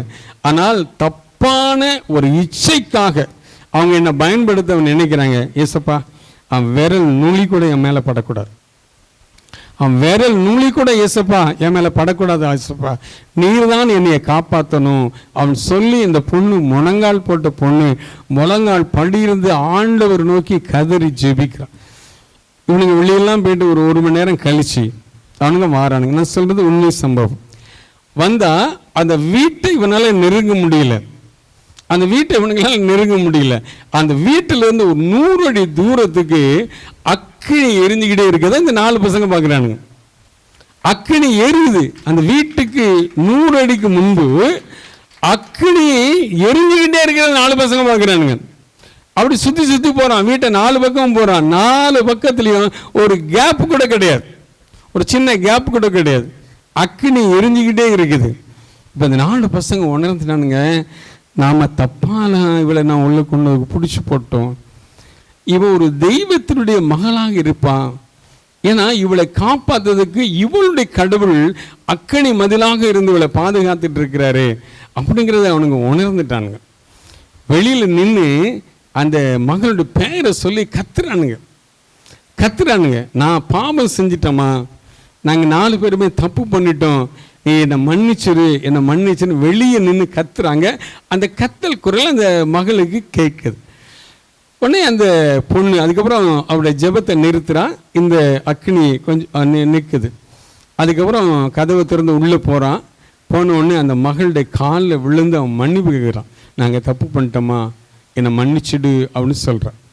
அதுக்கப்புறம் அந்த வாலிப மகள் அந்த அந்த அந்த அந்த பசங்களுக்கு இயேசுவை அன்பை பற்றி, இயேசு நம்முடைய பாவங்கள் எப்படிலாம் மன்னிக்கிற, வாலிபத்தில் நம்மளாம் அப்படி இருக்கக்கூடாது, நீங்கள் நானும் ஒரே காலேஜில் தான் படிக்கிறோம், ஆனால் தப்பான எண்ணம் ஏன் உங்கள் உள்ளத்தில் வருது, தப்பான சிந்தைகள் ஏன் வருது, ஏன் என்ன உங்களை கூட பிறந்த ஒரு தங்கச்சியாக, ஏன் என்ன உங்கள் கூட பிறந்த ஒரு அக்காலாக ஏன் உங்களால் நினைக்க முடியலை, ஏன் இப்படி தவறான சிந்தனைகளை சத்துரு உங்களுக்கு கொண்டு வர்றான் அப்படின்னு சொல்லி இயேசுவை பற்றி சொல்லி அந்த மகள் அந்த 4 பேரை கிறிஸ்துவுக்குள் வழி நடத்தினார். அல்லேலூயா. பார்த்தீங்களா, ஒரு நெருப்பு ஒளி ஒரு வாலிப மகளை காப்பாற்றினது. அல்லேலூயா. எப்படி ஷாத்ராக், மேஷாக், ஆபேத்நேகோ என்பவர்களை அந்த நெருப்பு பாதுகாத்ததோ காப்பாற்றினதோ அதை போல் அந்த வாலிப மகளை காப்பாற்றினது. அல்லேலூயா, அல்லேலூயா, அல்லேலூயா, அல்லேலூயா. சரி, இன்னொரு உண்மை சம்பவம் நீ தெரிஞ்சுக்கணும், இந்த நெருப்பு எப்படி பாதுகாப்பாக இருக்குது அப்படின்ட்டு. சரி, நம்ம மாவட்டத்தில் ஏரல் அப்படின்னு ஒரு இடம் இருக்கா? ஏரல் இருக்கா? ஏரல் தெரியுமா உங்களுக்கு? ஏரல் தெரியுமா தெரியாது? ஏரல்னு ஒரு இடம் இருக்குல்ல, அந்த ஏரல்ங்கிற இடத்துல கருப்பசாமி அப்படிங்கிற ஒருத்தர் இருந்தார். கருப்பசாமின்னு ஒருத்தர் இருந்தார். அவர் ஒரு கோவில் பூசாரி. பரம்பரையாய் ஒரு குறிப்பிட்ட தெய்வத்தை அவங்க தாத்தா காலத்திலேருந்து, பூட்டங்காலத்திலேருந்து, தாத்தா காலத்திலேருந்து, அவங்க அப்பா காலத்திலேருந்து, இவர் காலத்திலேருந்து அவர் குறிப்பிட்ட ஒரு தெய்வத்தை அவர் வழிபட்டிருப்பார். அவர் பேர் கருப்பசாமி. ஒரு முறை அவர் ஒரு காலம், என்ன காலம் அப்படின்னா, இங்கே பெரியவங்களுக்கெல்லாம் தெரியும், நான்லாம் சின்ன பையனாக இருக்கிற காலத்தில் ஏற்பட்ட ஒரு பஞ்சம். என்ன பஞ்சம் அப்படின்னா, மக்காச்சோள மாவு பஞ்சம் ஒன்று வந்துச்சு. நான் பெரியவங்களுக்கெல்லாம் தெரியும், ஆனால் உங்களுக்கு தெரியும்னு நினைக்கிறேன். என்னென்ன, உணவே கிடைக்காது, அரிசியும் கிடையாது, ஒன்றுமே கிடையாது, மக்காச்சோள மாவு தான் அவங்க கிடச்சிச்சு. எங்கள் அம்மா, நான் சின்ன பையனாக இருக்கும் போதெல்லாம் எங்கள் அம்மா மக்காச்சோள மாவில் தான் உப்புமாலாம் கிண்டி 3 நேரம் மக்காச்சோள மாவு தான் உப்புமா. அதை மக்காச்சோள மாவை வாங்குறது கூட நம்ம கையில் காசும் கிடையாது, ஒன்றும் கிடையாது. வறுமை, அப்படிப்பட்ட ஒரு வறுமை நிறைந்த ஒரு காலம் தமிழ்நாட்டில் இருந்துச்சு. நிலங்கள் எல்லாம் வெடிப்படிப்பாக விழுந்துட்டு, மழையும் கிடையாது, ஒன்றுமே கிடையாது. மக்காச்சோள மாவு கூட அப்போ கிடைக்கவே கிடையாது. அதில் தான் பெரியவங்களுக்கெல்லாம் அந்த அனுபவங்கள் இருக்குன்னு நினைக்கிறேன். அப்படிப்பட்ட ஒரு காலகட்டம், அப்போ சூழ்நிலையில் ஒரு காலகட்டம். இந்த கருப்பசாமி என்ன பண்ணார், தன் வீட்டு தோட்டத்தில் நிலங்கள்லாம் அப்படி வெடிப்பாக விழுந்து கிடக்கிற இடத்துல கைத்து கட்டில் அவர் படுத்து கிடக்கிறாரு. உள்ளத்தில் கவலை, மன வருத்தம், மழையும் இல்லை, ஒன்றும் இல்லை, மனைவிக்கு உடம்பு சரியில்லை, குடும்பத்தில் செலவுக்கு பணம் கிடையாது, விவசாயம் இருந்தால் விவசாயத்தை பார்க்கலாம், விவசாயத்தை பார்க்குறதுக்கு மழை வேணுமே, நிலத்தடி நீரும் கிடையாது, ஒன்றும் கிடையாது, கவலையோடு அவர் கட்டில் படுத்து கிடக்கிறார். அவர் படுத்து கிடக்கும்போது இவர் எந்த தெய்வத்தை வழிபட்டாரோ அந்த தெய்வம் ஒரு நெஞ்சு மேலே ஏறி உட்காந்துக்கிட்டு, ஒரு நெஞ்சு மேலே ஏறி உட்காந்துக்கிட்டு அது இவனோடு பேசுகிறது, இந்த மனுஷனோடு பேசுகிறது, இந்த கருப்பசாமியோடு பேசுகிறது. ஏய், ஏன் இந்த ஆண்டு நீ எனக்கு கிடா வெட்டலை, ஏன் இந்த ஆண்டு எனக்கு கோழி இந்த பழிகளை எனக்கு கொடுக்கல அப்படின்னு இவன்கிட்ட கேட்குது. அப்போ இவர் சொல்கிறாரு, மழையும் இல்லை, தண்ணியும் இல்லை, ஒன்றுமே கிடையாது, மழை தண்ணி இல்லை, ஒன்றுமே கிடையாது, நான் எப்படி கொடுப்பேன், நான் எப்படி உனக்கு செய்வேன் அப்படின்னு கேட்குது. அது சொல்லுது, அதெல்லாம் கிடையாது, உன் முப்பாட்டன் செஞ்சான், உன் தாத்தா செஞ்சார், உங்கள் அப்பா செஞ்சார், நீயும் ஏன் செய்யலை, இந்த ஆண்டு ஏன் செய்யலைன்னா வாக்குவாதம் ரெண்டு பேருக்கு வந்துக்கிட்டே இருக்குது. எதுக்கு, இவர் எதை தெய்வம் என்று வழிபடுகிறாரோ அந்த சத்ருவுக்கும் இவருக்கும் இடையே ஒரு வாக்குவாதம் நடந்துக்கிட்டே இருக்குது. அந்த வாக்குவாதத்தில் அது என்ன சொல்லுது, நெஞ்சு மேலே ஏறி உட்காந்துக்கிட்டு, இப்போ நான் உன்னை கொல்ல போகிறேன், நெஞ்சை கிழிக்க போகிறேன்னு சொல்லுது. நான் ஒன்று சொல்லுது உண்மை சம்பவம் சொல்கிறேன், அந்த நெஞ்சை கிழிக்க போகிறேன் அப்படின்னு சொல்லுது. அப்போ அவர் உள்ளத்தில் என்னை போல் ஒரு ஏழை ஊழியன் ஒரு 2 முறை அவரை சந்திச்சிருக்கிறார். அந்த வழியாக போயிருக்கிறார். போயிட்டு அவர்கிட்ட போய் இயேசுவை பற்றி சொல்லியிருக்கிறார், இயேசுவின் அன்பை பற்றி எடுத்து சொல்லியிருக்கிறார். இயேசு எப்படி நம்மை அன்பு செய்கிறார், நேசிக்கிறார் சொன்ன உடனே அந்த கருப்பசாமி பயங்கரமாக கோவப்பட்டுட்டார். போடா, எங்களுக்கு பரம்பரையாக கடவுள் இருக்கிறாரு, இதை விட உங்கள் இயேசு பெரியவரா, விரட்டி அடிச்சிட்டார். அதுக்கப்புறம் ஒரு 2 மாதத்துக்கு அப்புறம் அதே வழியில் அந்த ஊழியக்காரர் போகும்போது, சரி இவருக்கு சுவிசேஷத்தை அறிவிச்சிட்டு போயிடுவோமே அப்படின்னு சொல்லியிருக்கிறார். அப்பவும் ஒரு சண்டை பிடிச்சிட்டார். அப்போ அந்த ஊழியக்காரர் என்ன நினைச்சார் அப்படின்னா, ஒரே ஒரு வார்த்தை ஒன்று சொல்லிட்டு போயிட்டார். என்ன சொன்னார் அப்படின்னா, அண்ணே இங்கே பாருங்கள், உங்கள் வாழ்க்கையில் ஒரு ஆபத்து என்றைக்கா ஒரு நாள் வரும், என்றைக்கா ஒரு நாள் ஆபத்து வரும். இந்த ஆபத்து வந்துச்சு அப்படின்னா அந்த ஆபத்து வர நேரத்தில் இயேசுவே என்னை காப்பாற்றும், வேறு ஒன்றும் சொல்ல வேண்டானே, இயேசுவே என்னை காப்பாற்றும் அப்படின்னு இந்த வார்த்தை மட்டும் சொல்ல, இயேசுவை கூப்பிடுங்கண்ணே, இந்த இயேசு உங்கள் வாழ்க்கையில் உங்களை காப்பாற்றிடுவார்ண்ணே அப்படின்னு அவர் சொல்லிட்டு போயிட்டார். இது நடந்து 1 வருஷத்துக்கு மேலே ஆகிட்டுது. இப்போ அது நினைவுக்கு வருகிறது. அன்றைக்கி ஒரு ஊழியக்காரர் வந்தார், ஒரு ஊழியக்காரர் வந்து என்னிடத்தில் இப்படி சொன்னார், இயேசுவே என்னை காப்பாற்றுன்னு சொன்னார் பார்த்தீங்களா, அவனுடைய நினைவு வந்து இப்போ என்ன பண்ணுறாரு, இவருக்கு காப்பாற்ற யாருமே கிடையாது, இயேசுவே என்னை காப்பாற்று அப்படின்னு கத்துறவனை ஒரு ஒளியின் வடிவில் இயேசு அப்படியே தரிசனமானார். ஒரு ஒளியின் வடிவில் இயேசு அப்படியே தரிசனமானார். யாருக்கு? கருப்பசாமிக்கு. கருப்பசாமி கடவுளை கிறிஸ்தவரா கிடையாது. அவன் சொன்ன வார்த்தை இயேசுவே என்னை காப்பாற்று, அவ்வளோதான். இயேசுவே என்னை காப்பாற்று என்று இந்த கருப்பசாமி அப்படியே கத்துனான், கூக்குரல் தான். இயேசு அப்படியே தத்துவம் ஒளியின் வடிவில் அப்படியே தோன்றினார். சத்துரு புறம் இருக்கிட்டு ஓடிய விடான். இவன் இயேசுவை தேடிட்டான், இயேசுவை இப்படி வந்துட்டான் அப்படின்ட்டு. இப்போ இந்த கருப்பசாமி என்ன பண்ணார் தெரியுமா, தான் எதை தெய்வமாக வழிபட்டனோ தான் எல்லாத்தையும் உடைச்சி போட்டார். உடைச்சி போட்டு இந்த சத்திய வேதத்தை எடுத்தார். நான் அவரோடு பேசினதுனால தான் உங்கள்கிட்ட சொல்கிறேன். நான் அந்த கருப்பசாமியோடு பழகிருக்கிறேன், பேசியிருக்கிறேன். அவர் இஸ்ரவேல் என்று தன்னை மாற்றிக்கொண்டு கடவுளுடைய உன்னதமான ஊழியத்தை தமிழ்நாட்டில் செஞ்சுருக்கிறார். அல்லேலூயா, அல்லேலூயா. இப்போ அவருக்கு ரொம்ப வயசாகி போச்சு. அவர் என் அன்பான சகோதர சகோதரி, ஒளி உங்களை பாதுகாக்கிறது. அல்லேலூயா.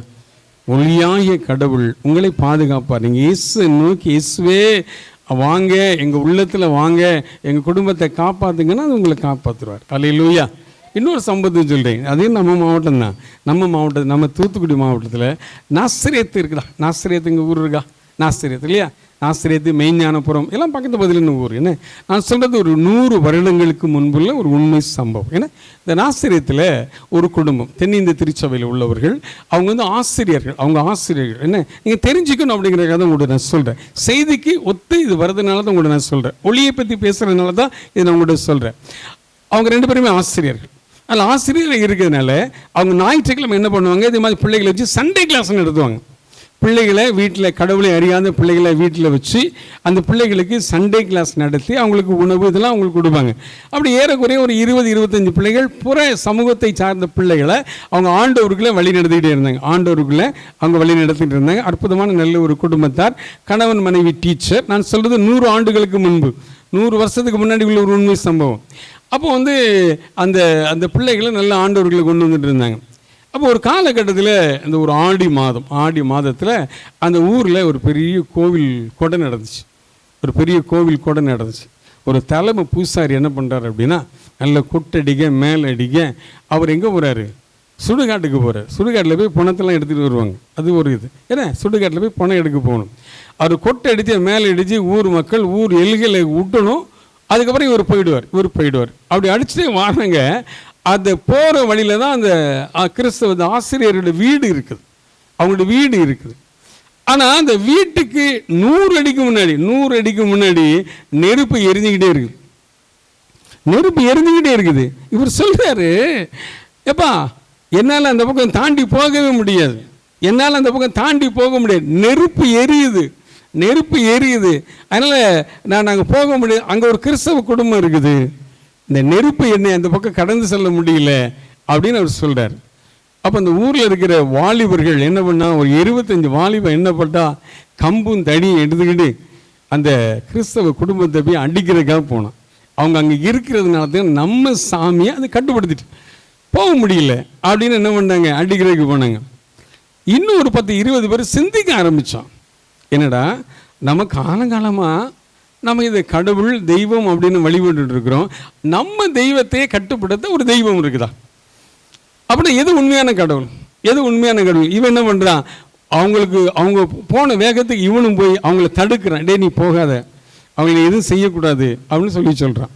அவங்களுக்குள்ள வாக்குவாதம் வருது. அதுக்கப்புறம் சிந்திக்க ஆரம்பிக்கிறாங்க.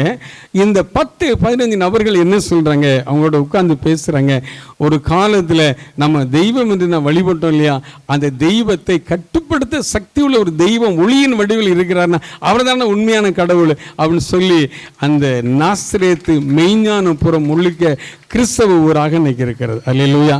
அதான் அந்த கிறிஸ்தவத்தின் வரலாறு. அதுதான் நான் ஒரு வரலாறு நான் சொல்கிறது இப்போ உள்ளது இல்லை, அது 100-150 ஆண்டுகளுக்கு முன்புள்ள ஒரு வரலாறு. அங்கே சிஎஸ்ஐக்காரங்க நிறைய சர்ச்சுகள் நாசரேத்து மெய்ஞானபுரத்தில் ஒளியை அவர்கள் கண்டுகொண்டார்கள். ஒரு காலத்தில் அவங்க ஒளியாகிய கடவுளை கண்டுகொள்ளலை, ஆனால் அந்த ஒளியை அந்த மக்கள், புறையின மக்கள் அறிந்ததுனால இன்னைக்கு அவர்கள் ஒளியாகிய தெய்வத்தை அறிந்து கொண்டார்கள். அல்லேலூயா, அல்லேலூயா, அல்லேலூயா. அப்போ அந்த ஒளி நம்ம உள்ளத்தில் வருகின்ற போது நமக்கு என்ன பண்ணுது அப்படின்னா, இந்த ஒளி நம்மை பாதுகாக்கிறது. அல்லேலூயா, அல்லேலூயா, அல்லேலூயா. ஏன்னா நான் சொன்னதெல்லாம் கதைகள் கிடையாது, நல்லா புரிஞ்சுக்கணும். நான் சில வரலாற்று உண்மைகளை படித்து சில காரியங்களை தெரிந்து அதற்கேற்ற வழியில் தான் உங்களுக்கு நான் சொல்லிகிட்டு இருக்கிறேன். ஏன்னா கற்பனை கிடையாது, கற்பனை கதை கிடையாது. இப்போ கூட கொண்டு நான் போஸ்டினேன், செல்ஃபோனை பற்றி கொண்டு சொன்னேன். அதற்கான பத்திரிகை ஆதாரங்களை தான் உங்கள்கிட்ட நான் கொண்டு வந்திருக்கிறேன். சரி, நல்லது. முதலாவதாய் நான் உங்கள்கிட்ட சொன்ன காரியம் என்ன அப்படின்னா, இந்த ஒளியாகிய கடவுள் எப்படி ஏசையா இறைவாக்கினுடைய நாவை தொட்டதோ, அவர் குற்றப்பள்ளியிலிருந்து அவர் தன்னை பாவ நிவாரண பள்ளியாக உணர்ந்தாரோ, அதை போல இந்த ஒளி நம்முடைய உள்ளத்தில் வருகின்ற போது நம்முடைய பாவங்கள் மன்னிக்கப்படுகிறது. அல்லேலூயா. இரண்டாவதாய் அந்த ஒளி உங்களுடைய குடும்பத்துக்கு வந்துட்டு, அந்த ஒளியாக இறைவன் உங்களுக்குள்ள இருக்கிறார் அப்படின்னா உங்கள் குடும்பம் பாதுகாக்கப்படும். அல்லேலூயா. வேறு ஒரு பாதுகாப்பு உங்களுக்கு கிடையாதுங்க. இயேசுதான் வழி, இயேசுதான் வழி, இயேசுதான் ஒளி. அந்த ஒளி உங்கள் குடும்பத்தில் இருக்கணும், உங்கள் பிள்ளைகளுக்குள்ளே இருக்கணும், உங்கள் வாழ்க்கையில் இருக்கணும். நீ எப்போவும் அந்த ஒளி உங்கள் குடும்பத்துக்குள்ளே இருந்துச்சு அப்படின்னா வேதத்தை நல்ல வாசிக்க. நான் ஏற்கனவே உங்கள்கிட்ட சொன்னேன், திருப்பாடல் 119, 105 சொன்னேன் பார்த்தீங்களா, அது வேத வசனத்தை நல்லா நீங்கள் உள்வாங்கிக்கணும். அந்த அவருடைய வேத வசனம் தான் கால்களுக்கு தீபம், பாதைகளுக்கு வெளிச்சம். அப்போ நீங்கள் வேதத்தை நல்லா வாசிக்கணும், வேதத்தை நல்லா தியானிக்கணும். அல்லேலூயா. புனித ஜெரோம் சொல்லுகிறார். ஜெரோம் என்ற ஒரு புனிதர் நம்முடைய திருச்சபையில் இருக்கிறார். அந்த புனித ஜெரோம் என்ன சொல்லுகிறார்னா, ஒரு மனிதன் வேதத்தை அறியவில்லை என்றால், இந்த வேதத்தை அவன் வாசிக்கலன்னா, இந்த வேதத்தை அறியாமல், இந்த வேதத்தை தெரியாமல் இருந்தான் என்னால் அவனால் கிறிஸ்து என்ற ஒளியை தெரிந்து கொள்ள முடியாது அப்படின்னு சொல்றார். அல்லேலூயா, அல்லேலூயா. நீங்க ஆண்டவரை இயேசுவை அறியணும் அப்படின்னா நீங்க வேதத்தை வாசிக்கணும். நீங்க இயேசுவை அறிந்து கொள்ளணும் அப்படின்னா நீங்க இந்த வேதத்தை வாசிக்கணும். வேதத்தை வாசித்தால் தான், வேதத்தை தியானித்தால் தான் உங்களால் கிறிஸ்துவாகிய இந்த ஒளியை அறிந்து கொள்ள முடியும். அப்போ அவங்க வீடுகளில் டெய்லி ஒரு அதிகாரத்தையாவது நீங்கள் பிள்ளைகளை வாசிக்க சொல்லணும். பிள்ளைகளை வாசிக்க சொல்லணும். நான்லாம் குடும்பங்களை சந்திக்கும் போது அவங்களோட அந்த இந்த இந்த அதிகாரம், இந்த வசனம் எடுன்னு சொல்லுவேன். பிள்ளைகள் அவ்வளவு திணறுவாங்க, அவ்வளவு திணறுவாங்க. புதிய ஏற்பாடில் நான் ஒரு யோவான்னு சொல்கிறேன் அப்படின்னு வச்சுக்கோங்களேன், அவங்களாம் பழைய ஏற்பாடை திணறிட்டு இருப்பாங்க, பழைய ஏற்பாடை தேடிட்டு இருப்பாங்க. பழைய ஏற்பாடில் ஒரு வேத வசனத்தோன்னா புத்தகத்தில் கடைசிக்கு வந்துடுவாங்க. ஏன் அப்படின்னா பயிற்சி இல்லை பிள்ளைகளுக்கு, வேதத்தை வாசித்த பயிற்சி இல்லை. ஆனால் செல்ஃபோனை கையில் கொடுங்க, அதை அவ்வளவு நோண்டி அக்கு வேற ஆணி வேற, அதில் இருக்கிற அத்தனை காரியங்களையும் அவங்க கையில் இருக்குது. எல்லாம் தெரியுது அவங்களுக்கு, எல்லாம் தெரியும். ஆனால் வேதத்தை அவங்களுக்கு தெரியாது. அல்லேலூயா, அல்லேலூயா.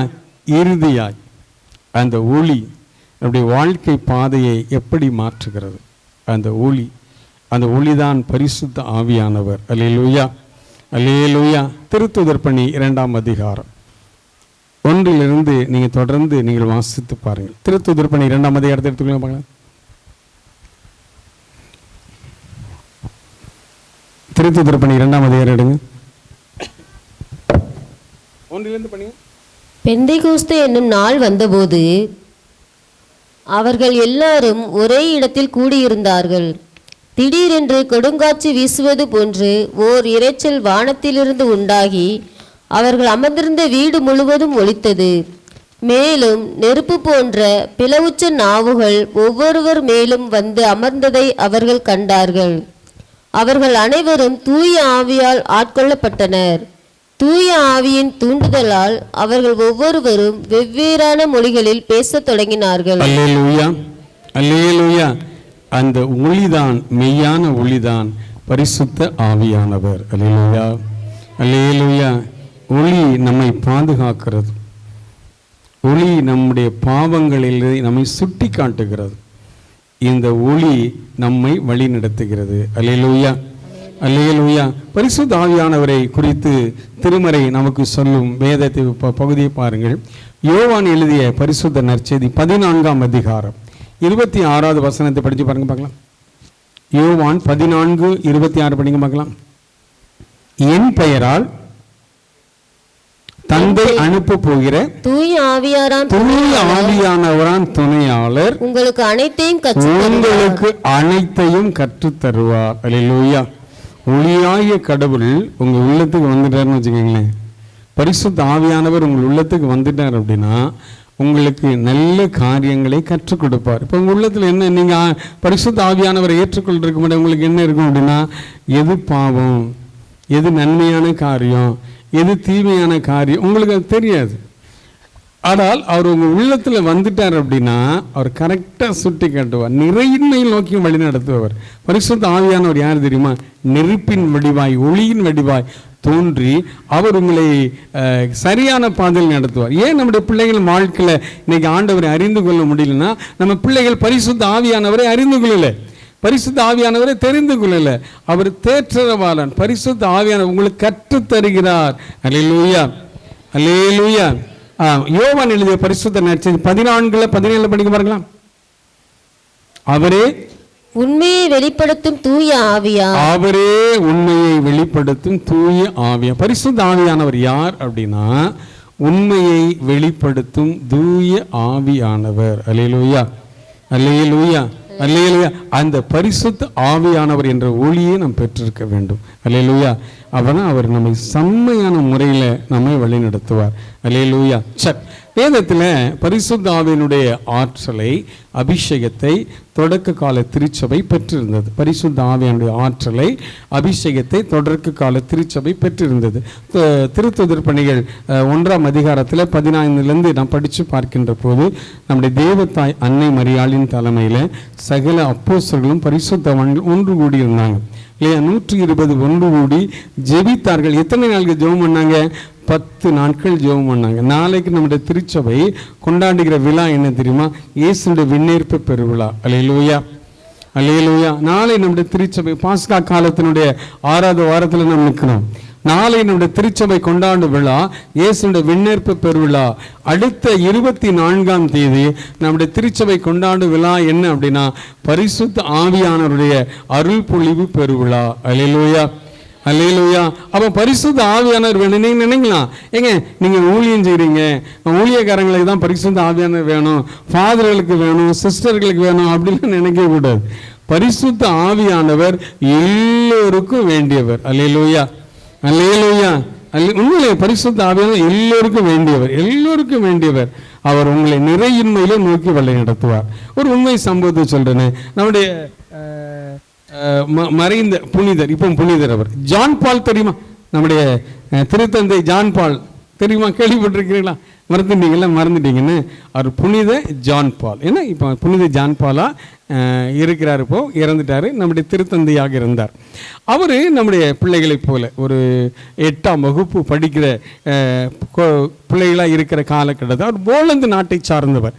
அந்த 2nd ஜான் பால் போலந்து நாட்டை சார்ந்த, போலந்து நாடு ஒரு கம்யூனிஸ்ட் தேசம், ஒரு கம்யூனிஸ்ட் நாடு. அவங்க அப்பா விவசாயம் பண்ணாங்க. என்ன விவசாயம் பண்ணாங்கன்னா உருளைக்கிழங்கு பயிரிடுவாங்க, அப்புறம் முட்டைக்கோஸ். ஏன்னா இந்த ரெண்டுமே அவங்களுடைய பிரதான தொழில். முட்டைக்கோசும் மலையடி வர கிராமங்கள் அவங்க. ஏன்னா போலந்து நாடு சொல்கிறது, போலந்து நாடு கம்யூனிஸ்ட் தேசம். அதனால் அவங்க உருளைக்கிழங்கும் முட்டைக்கோசும் அவங்க பயிரிடுவாங்க. சரி, அவர் ஒரு 8-9 வயது இருக்கின்ற போது அவர் ஸ்கூலில் படிச்சுட்டு இருக்கும்போது அவர் என்ன பாடம் வர்றது அப்படின்னா மேக்ஸ் பாடம் சுத்தமாக வராது. மேக்ஸில் அவர் எடுக்கிற மதிப்பெண் என்ன 10 மார்க் தான் எடுப்பார். அதனால டீச்சரு பயங்கரமாக அவரை திட்டுவாங்க. சக மாணவர்கள் அவரை கடுமையாக கிண்டல் பண்ணுவாங்க, கேலி பண்ணுவாங்க. ஏன்னா 10 மார்க் தான் எடுத்திருக்கிறாரு, 100க்கு 10னா என்ன இருக்குது, கிண்டலும் கேள்வி என்ன பண்ணுவாங்க. அதனால் ஒரு நாள் அவர் ஸ்கூல்லேருந்து அப்படியே மனம் சோர்ந்து வீட்டுக்கு வந்தார். 8 வயசு, 8ஆம் வகுப்பு படிக்கிறார். அவர் சொல்லிட்டார் உங்கள் அப்பாட்ட, எப்பா நான் நாளைக்கு ஸ்கூல் போக மாட்டேன்பா அப்படின்னார். ஏன் அப்படின்னாரு. எப்பா நான் ஸ்கூல் போக மாட்டேன்பா, எனக்கு மேக்ஸ் பாடமே சுத்தமாக வர மாட்டேங்குதுப்பா, வரவே மாட்டேங்கிறேன், 100க்கு 10 மார்க் தான் நான் எடுக்கிறேன். எங்கள் டீச்சர் என்னை திட்டுறாங்க, என்னோட படிக்கிற எல்லா மாணவர்களையும் என்னை கிண்டல் பண்ணுறான், கேலி பண்ணுறான். நாளைக்கு எப்படி நான் ஸ்கூலுக்கு போவேன்? நான் ஸ்கூலுக்கெல்லாம் போக மாட்டேன், ஒன்றுக்கும் நான் போக மாட்டேன். நான் உங்கள் கூட இருந்து இந்த உருளைக்கிழங்கு, இந்த முட்டைக்கோசு, இந்த விவசாயத்தை பார்த்துக்கிறேன், உங்கள் காலத்துக்கு முன்னாடி நான் இதை கவனிச்சிக்கிறேன் அப்படின்னு சொல்லி அவன் சொல்கிறான். 8 வயசு, 8ஆம் கிளாஸ் படிக்கிற பையன். அவங்க அப்பா கோவப்படவே இல்லை. மகனே இங்கே வாடா அவனு சொல்லி வேலைகளெல்லாம் முடிச்சுட்டு அவனை கூப்பிட்டு 2 பேரும் சேர்ந்து முழங்கால் படிக்கிட்டாங்க. முழங்கால் படிக்கிட்டு அவர் ஒரு ஜெபத்தை கற்றுக் கொடுத்தார். என்ன ஜெபத்தை கற்றுக் கொடுத்தாருன்னா, நீ தூய ஆவியானவரை நோக்கி நீ ஜெபிக்கணுடா. ஏன் அப்படின்னா தூய ஆவியானவர் தான் உனக்கு எல்லாவற்றையும் கற்றுத் தருவார். எது நல்லது, எது கெட்டது, எது பாவம், எது நீதி, எல்லாவற்றையும் உணர்த்துவர் யாருன்னா தூய ஆவியானவர். அப்போ தூய ஆவியானவரை பற்றி அவங்க அப்பா அந்த 8 வயசு பையனுக்கு ஒரு கிளாஸ் எடுத்தார். நல்ல புரிஞ்சுக்கங்க, ஒரு விவசாய குடும்பம், போலந்து நாட்டை சார்ந்தவர், கம்யூனிஸ்ட் தேசத்தை சார்ந்தவர், தன் மகனுக்கு பரிசுத்த ஆவியானவரை பற்றி அவர் கற்றுக் கொடுத்தது மாத்திரமல்ல, பரிசுத்த ஆவியானவரிடத்தில் நீ எப்படி ஜெபிக்கணும், உன் படிப்புக்காக நீ எப்படி ஜெபிக்கணும் என்று அவர் சொல்லிக் கொடுத்தார். இந்த ஜெபத்தை அவர் உள்வாங்கின உடனே மறுநாள் நான் பள்ளியிடத்துக்கு போக மாட்டேன்னு சொன்னவர் இப்போ பள்ளியிடத்துக்கு போக ஆரம்பிச்சிட்டாரு. அவங்க அப்பா சொன்னார், டெய்லி இந்த ஜெபத்தை நீ சொல்லணும், ஸ்கூலுக்கு போகும்போதும் சொல்லணும், வரும்போது சொல்லணும், மதிய அந்த சாப்பாட்டு வேலையிலும் சொல்லணும் அப்படின்னு சொன்னார். நல்ல புரிந்துக்கொள்ளுங்க, வரலாற்று உண்மையை நான் உங்கள்கிட்ட சொல்லிட்டு இருக்கிறேன். அந்த புனிதருடைய வாழ்க்கை வரலாறை நான் படித்து நான் உங்கள்கிட்ட சொல்லிட்டு இருக்கிறேன். சார் இப்போ என்ன ஆச்சு அப்படின்னா 100க்கு 10 மார்க் வாங்கிட்டு இருந்த இந்த 2nd ஜான் பால் இப்போ எவ்வளோ வாங்க ஆரம்பிச்சிட்டார்னா அடுத்த நடந்த தேர்வில் 75 மதிப்பெண்ணை பெற்றார். அல்லேலூயா. எந்த பாடத்தில் இவருக்கு வரவே வராதுன்னு சொன்ன அந்த கணித பாடத்தில் 75 மதிப்பெண் எடுத்தார். அதுக்கு அடுத்த நடந்த தேர்வில் 100க்கு 100 மார்க் எடுத்தார். அல்லேலூயா, அல்லேலூயா. அதற்கு பின் கல்லூரியில் படித்தார், குரு மடத்துக்கு போனார், குருவானார், அப்புறம் அந்த பிஷப் ஆனார், கேர்டினல் ஆனார், அதுக்கப்புறம் திருத்தந்தையே ஆனார். திருச்சபையில் ஒரு புனிதராக இருக்கிறார். அல்லேலூயா, அல்லேலூயா. ஆனால் அவருடைய கடந்த காலம் என்ன தெரியுமா? 8ஆம் வகுப்பில் 10 மார்க்கு தான் மதிப்பெண்ணை எடுத்தார். ஆனால் அவர் இவ்வளவு தூரம் உயர்த்தினது பரிசுத்த ஆவியானவர். அல்லேலூயா. என் அன்பான பிள்ளைகளே, நீங்கள் செல்போனை அறிந்திருக்கிறீர்கள், கம்ப்யூட்டரை அறிந்திருக்கிறீர்கள், ஃபேஸ்புக்கு, நிறைய இன்ஸ்டாகிராம் எல்லாம் உங்களுக்கு தெரியும். ஆனால் பரிசுத்த ஆவியானவரை நீங்கள் அறிந்து கொள்ள வேண்டும், தெரிந்து கொள்ள. ஏன் தெரியுமா? அவர் உங்களுக்கு எல்லாவற்றையும் நன்மை எது தீமை எது என்பதை உங்களுக்கு கற்றுத்தருவார். அல்லேலூயா. நிறையின்மையில் நோக்கும் வழி நடத்தும் பரிசுத்த ஆவியானவர். சரி, இப்போ பாருங்க, பரிசுத்த ஆவியானவர் திருச்சபையை எப்படி வழி நடத்துகிறார் பாருங்க. அற்புதமான விதத்தில் வழி. நான் சொன்ன பார்த்தீங்களா, 120 பேராய் நம்முடைய தேவதாய் அன்னை மரியாளின் தலைமையிலே ஒளியாகிய பரிசுத்த ஆவியானவர் அவர் தலைமையில 120 பேர் ஒன்று கூடினார்கள். திருத்துதர் பணிகள் 2ஆம் அதிகாரத்தில் நாம் பரிசுத்த ஆவியானவர் அருள் பொழிவை செய்தார். அதன் பின்பு பாருங்க, புனித ராயப்பருடைய வாழ்க்கையில் ஒரு மாற்றம் வந்தது. இதுவரையில் ராயப்பர் தொடக்க காலத்தில் எப்படி இருந்தார்? ஆண்டவரோடு இருக்கின்ற போது அவர் ரொம்ப ஒரு தைரியம் இல்லாத மனிதராக இருந்தார். இயேசுவையே மறுதலித்தார், ஒளிந்தார், ஓடி ஒளிந்தார். தான் வந்த அதே மீன் பிடிக்கிற தொழிலை மீண்டும் நான் பிடிக்க போறேன்னு போயிட்டாரு. ஆனால் என்று பரிசுத்த ஆவியானுடைய அபிஷேகத்தை பெற்றாரோ, என்று பரிசுத்த ஆவியானுடைய ஆற்றலை புனித ராயப்பர் பெற்றாரோ, அது பின்பு பாருங்க, குறித்துக் கொள்ளுங்கள். திருத்துதர் பணிகள் 2ஆம் அதிகாரம் 36 அவர் இஸ்ராயல் மக்களிடத்தில் பேசுகிறார். இஸ்ராயல் மக்களிடத்தில் அவர் பேசுகிறார். என்ன சொல்றார் அப்படின்னா, யூத ஜனங்களே, யூத மக்களே, யூத ஜனங்களே, யூத மக்களே, நீங்கள் பாவம் அறியாத அந்த இயேசுவை நீங்கள் சிலுவையிலே அறைந்து விட்டீர்கள் என்று அவர் சொல்றார். அவர் சொல்றார், கடுமையா பேசுறார், கடுமையா அந்த யூத ஜனங்கள்கிட்ட பேசுறார். அப்பதான் அந்த யூத ஜனங்கள் கேட்கிறாங்க, யூத தலைவர், ஐயா நாங்கள் என்ன செய்ய வேண்டும்? திருத்துதர்கிட்ட கேட்கிறாங்க, நாங்கள் என்ன செய்ய வேண்டும் அப்படின்னு சொல்லி கேட்கும்போது அப்ப அவர் சொல்றாரு, நீங்கள் மனம் மாறுங்கள், நற்செய்தியை நம்புங்கள், மனம் மாறுங்கள், பாவ மன்னிப்பை நீங்கள் பெற்றுக்கொள்ளுங்கள் என்று புனித ராயப்பர் சொல்றார். அவர்தான் முதல் திருத்தந்தை. அப்போ என்ன நடக்குது பாருங்க. திருத்துதர் பணிகள் 2ஆம் அதிகாரம் 41 அந்த வார்த்தைகளை கேட்டு 3000 பேர் மனம் மாறி திருச்சபையிலே சேர்க்கப்படுகிறார்கள். அல்லேலூயா. பார்த்தீங்களா திருச்சபை எப்படி வளர்ச்சி அடைகிறது? பார்த்தீங்களா, 120 பேர் தான் ஒன்று கூடினாங்க, 120 பேர் தான் ஒன்று கூடி ஜெபம் பண்ணாங்க. ஆனால் இந்த 120 பேருடைய இந்த ஜெபம் எதை கொண்டு வந்தது என்றால் 3000 பேரை திருச்சபைக்குள்ளே கொண்டு வந்தது. அல்லேலூயா, அல்லேலூயா. திருத்துதர் பணிகள் 2ஆம் அதிகாரம் 47 படிக்க பார்க்கலாம். திருத்துதர் பணி 2:47 படிக்க பார்க்கலாம். அவர்கள் கடவுளை போற்றி வந்தார்கள், அவர்கள் கடவுளை போற்றி வந்தார்கள், எல்லா மக்களுடைய நல்லெண்ணத்தையும் பெற்று, எல்லா மக்களுடைய நல்லெண்ணத்தை பெற்றிருந்தார்கள். ஆண்டவரும் தாம் மீட்டுக் கொண்டவர்களை நாள்தோறும் அவர்களோடு சேர்த்து கொண்டே, நாள்தோறும் அவர்களோடு சேர்த்து கொண்டிருந்தார். அல்லேலூயா. அப்படி ஆதி திருச்சபை எப்படிப்பட்ட திருச்சபையா இருந்தா? மீட்பின் அனுபவம் உள்ள திருச்சபை. அல்லேலூயா. அப்படிப்பட்ட திருச்சபை சும்மா பெயருக்கு கிறிஸ்தவர்கள் கிடையாது. அவர்கள் மீட்பின் அனுபவம் உள்ள திருச்சபை மக்களாக இருந்தார்கள். நாள்தோறும் பரிசுத்த ஆவியானவர் அவர்களை திருச்சபையிலே சேர்த்து கொண்டே இருந்தார். அல்லேலூயா, அல்லேலூயா, அல்லேலூயா. பாருங்க, இப்ப பாருங்க, திருத்துதர் பணி 4ஆம் அதிகாரம் 4:5 எடுத்து வாசிங்க பாருங்களேன்.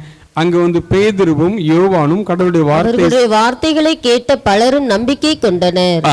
இவ்வாறு நம்பிக்கை கொண்ட ஆண்களது எண்ணிக்கை ஏறக்குறைய 5000. எவ்வளவு ஆச்சு? இப்போ எவ்வளவு பேர்? 5000. முதல்ல எவ்வளவு பேர் ஒன்று கூடினாங்க? 120 பேர். தேவதாய் அன்னை மரியாளின் தலைமையில் எவ்வளவு பேர் கூடினாங்க? 120 பேர் ஒன்று கூடினாங்க. 120 எவ்வளவு ஆச்சு? 3000 ஆயிட்டு. 3000 இப்போ என்னாச்சு?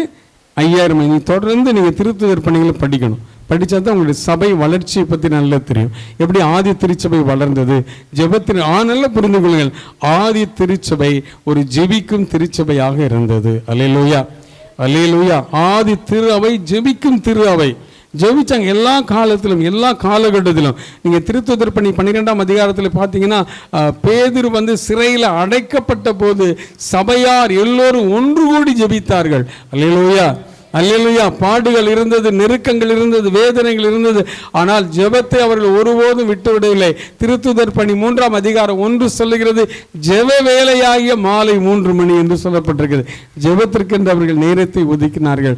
என் அன்பு சகோதரனே, சகோதரி, ஒளி பரிசுத்த ஆவியானவர் உங்களை உள்ளத்தில் வரணும். பரிசுத்த ஆவியானுடைய பெருவிழாவை நாம் கொண்டாட இருக்கிறோம். நாளைய தினத்தில் ஆண்டவராக இயேசுனுடைய விண்ணப்ப பெருவிழாவை நாம் கொண்டாட இருக்கிறோம். நீங்கள் கேட்கணும், பரிசுத்த ஆவியானவரே என் உள்ளத்தில் வாங்கப்பா, எங்கள் உள்ளத்தில் வாங்க ஆண்டவரை, என்னை வழி நடத்து. எல்லாரும் எழுந்திருங்க பார்க்கலாம். எல்லாரும் வெளியே நடத்து. நம்முடைய சகோதரர்கள் அற்புதமான விதத்தில் ஒரு பரிசுத்த ஆவியுடைய பாடலை பாடுவாங்க. அப்படியே ஆவில நிறைஞ்சி கடவுள் நம்மை வழி நடத்த போகிறார். எல்லாரும் எழுந்திருங்க பார்க்கலாம். கேளுங்க, இயேசப்பா பரிசுத்த ஆவியானவரே என்னை நிறைய நோக்கி வழி நடத்தும் தெய்வமே, நான் பாவத்திலிருந்து விடுதலை பெறணும். நீர் என்னை பாதுகாக்கணும். பரிசுத்த ஆவியே நீர் எனக்கு தேவை. பரிசுத்த ஆவியானவரே நீர் எனக்கு தேவை. நீர் எனக்கு தேவை. பிள்ளைகளை சொல்லிக் கொடுங்க. உலகம் வந்து சாத்தானுடைய பிடியில் இருக்குது. நாம் இயேசுவிடத்தில் வரணும். பரிசுத்த ஆவியானவர் இல்லை என்றால் நம்மளால் ஒன்றும் சொல்ல முடியாது. பிரதர் பாடுங்க பிரதர், ஒரு நல்ல பரிசுத்த ஆவியுடைய பாடுங்க. ஆமென். Praise the lord. உற்சாகமாக கரங்களை தட்டுவோம். கேட்டு வார்த்தைகளை மனதில் இருக்கும். ஆவியானவரே உங்களுக்குள்ளே வாரும் ஆண்டவரே என்று சொல்லுவோம். உலகத்தில் சுவையிலே அசைவாரின ஆவியானவர், அவர்கள் ஜெபிக்க வைத்த பரிசுத்த ஆவியானவர், எங்களை ஜப ஆவியினால் நிரப்பும் ஆண்டவரே என்று சொல்லுவோம். ஒரு உருமாற்றத்தை பெறுவதற்காக நல்ல தாகமாய் ஆண்டவரை நோக்கி கேட்போம். Thank you Jesus. லட்சமாக கரங்களை கட்டுவோம். நன்றி. ஆவியானவரே அனலாயிரங்கிடுமே,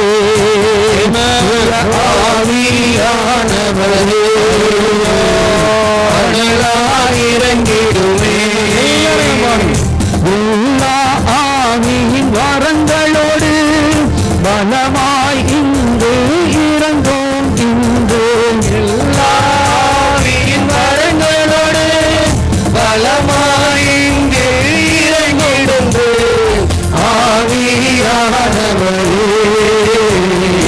அனலாயிரங்கிடுமே,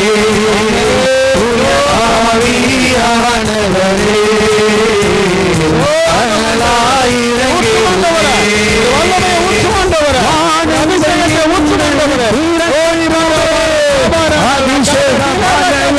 பொய்யட்டுமே, பிறக்கட்டுமே,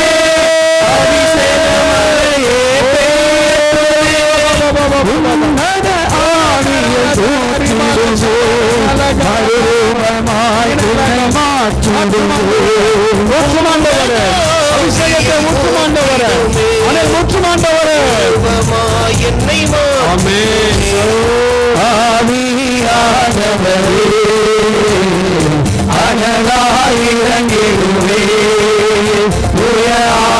ஆவியானவரே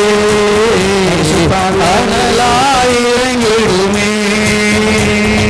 வெங்கை கோஸ்தினாலின் அனுபவங்கள்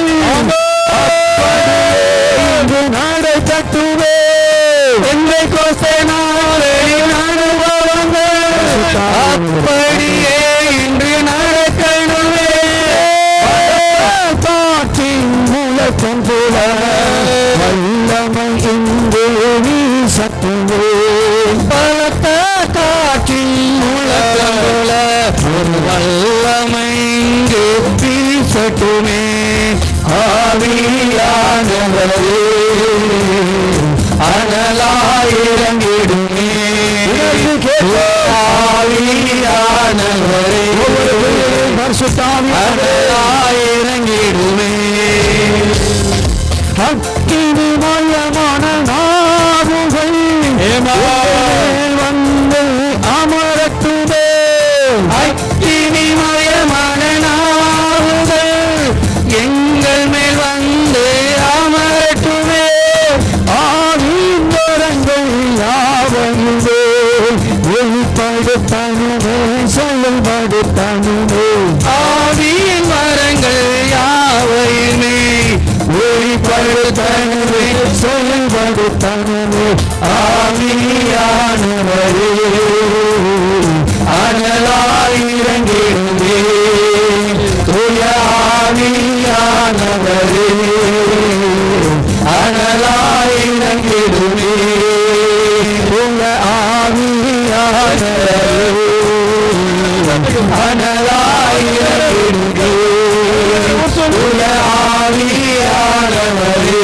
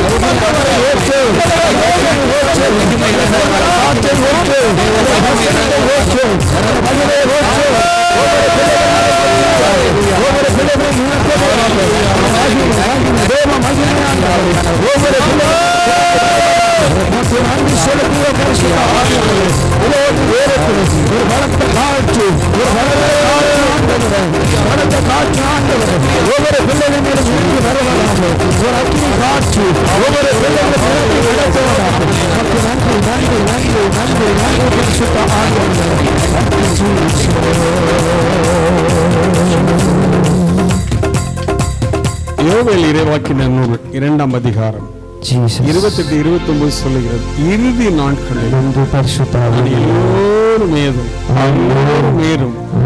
ஆவியை பொழிவேன். இளைஞர்கள், இளம் பெண்கள் பரிசுத்த ஆவியின் ஆற்றலை பெற்றுக் கொள்வார்கள். அவர்கள் தீர்க்க தரிசனங்களை உரைப்பார்கள். திருமறை சொல்லப்பட்ட யோவேல் 2:28-29 படி ஆண்டவர் ஒவ்வொருவரையும் அபிஷேகம் செய்கிறார். ஆண்டவர் ஒவ்வொரு அபிஷேகம் பண்ணுகிறார். என் அன்பான வாலிப மகளே, என் அன்பான வாலிப மகனே, பரிசுத்த ஆவியானவர் இல்லாமல் உன்னால் ஒருபோது வாழவே முடியாது. பரிசுத்த ஆவியானவர் இல்லாமல் உன்னால் ஒருபோது வாழ முடியாது. நீ உலகத்தை அறிந்திருக்கிறாய், உலக காரியங்கள் உனக்கு எல்லாமே தெரியும். ஆனால் இயேசு இல்லாத வாழ்வு, ஒளியாகிய இயேசு இல்லாத வாழ்வு, பரிசுத்த ஆவியானவராகிய ஒளி இல்லாத வாழ்வு உன்னால் வாழவே முடியாது. அவரை எப்போது பற்றிக் கொள்வாயானால் எதிர்காலம் பிரகாசமான காலம்.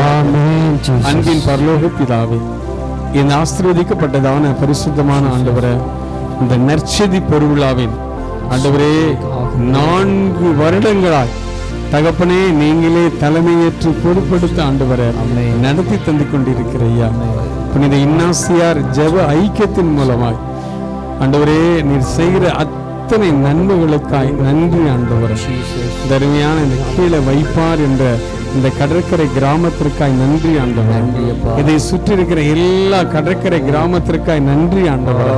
ஆண்டவரே, இந்த நற்செய்தி பெருவிழாவுக்கு வந்திருக்கிற எல்லா குடும்பங்களுக்காய் நன்றி ஆண்டவரே.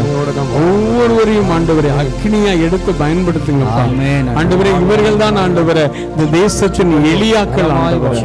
ஆண்டவரே, இவர்கள் தான் இந்த தேசத்தின் எலிசாக்கள் ஆண்டவரே.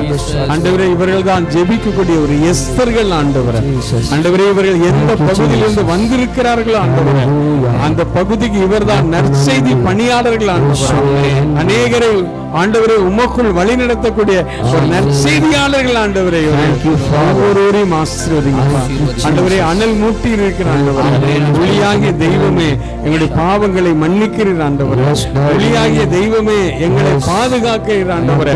ஒளியாகிய தெய்வமே எங்களை பரிசுத்த ஆவியினுடைய அக்கினியிலே வழி நடத்துகிறீர் ஆண்டவரே, கற்றுத் தருகிறீர் ஆண்டவரே என்பதை நாங்கள் அறிந்து கொள்ள தெரிந்து கொள்ள நல்ல வாய்ப்புக்காய் நன்றி ஆண்டவரே.